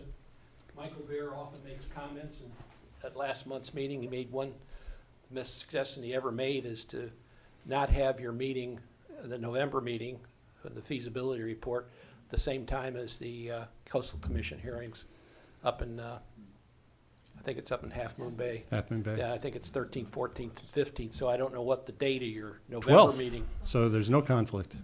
Well, there's no conflict, but it seems like it would make sense, as he suggested, very reasonable, that you might consider your November meeting after that meeting, when we will know more about what's happening. And I think that was a very, very reasonable, and it wasn't discussed by you, so I don't know, but I think he definitely made a lot of sense with that. Thank you. Thank you. Any other public comment? Okay, so now I will close it and bring it back. Director Hoffman. Yeah, just for clarification, would this mandate all meetings start at 6 or give us the flexibility of starting at 6, whereas otherwise we might decide on a particular meeting to start later? Well, you can always notice a particular meeting with a different start time, but this would be a meeting rule change or amendment.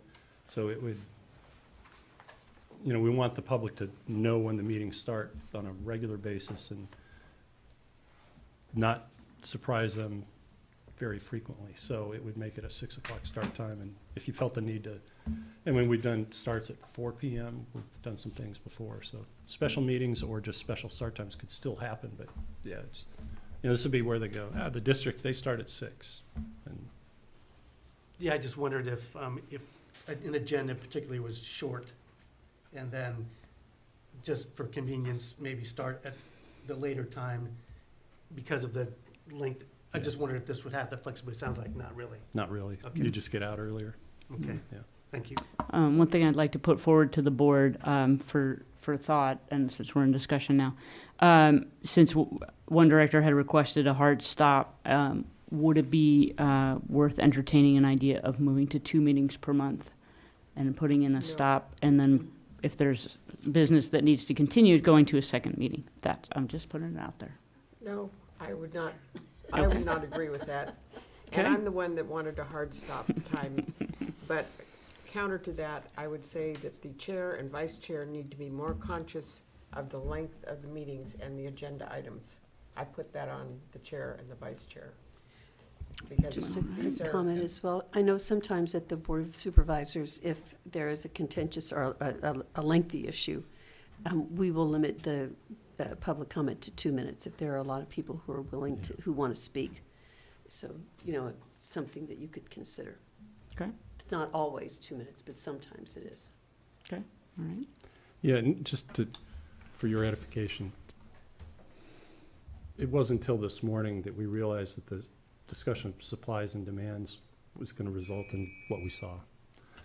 Whenever at the chamber, See that I mean, coming? well, I kind of saw it coming. But when the number of people at the chamber luncheon said, "Oh, your meeting's going to be long tonight," I went, "Oh, yeah." Like I said, the chair, vice chair, and maybe the general manager need to be more conscious of the items that are on the agenda and what the length of the agenda will be. That's interesting.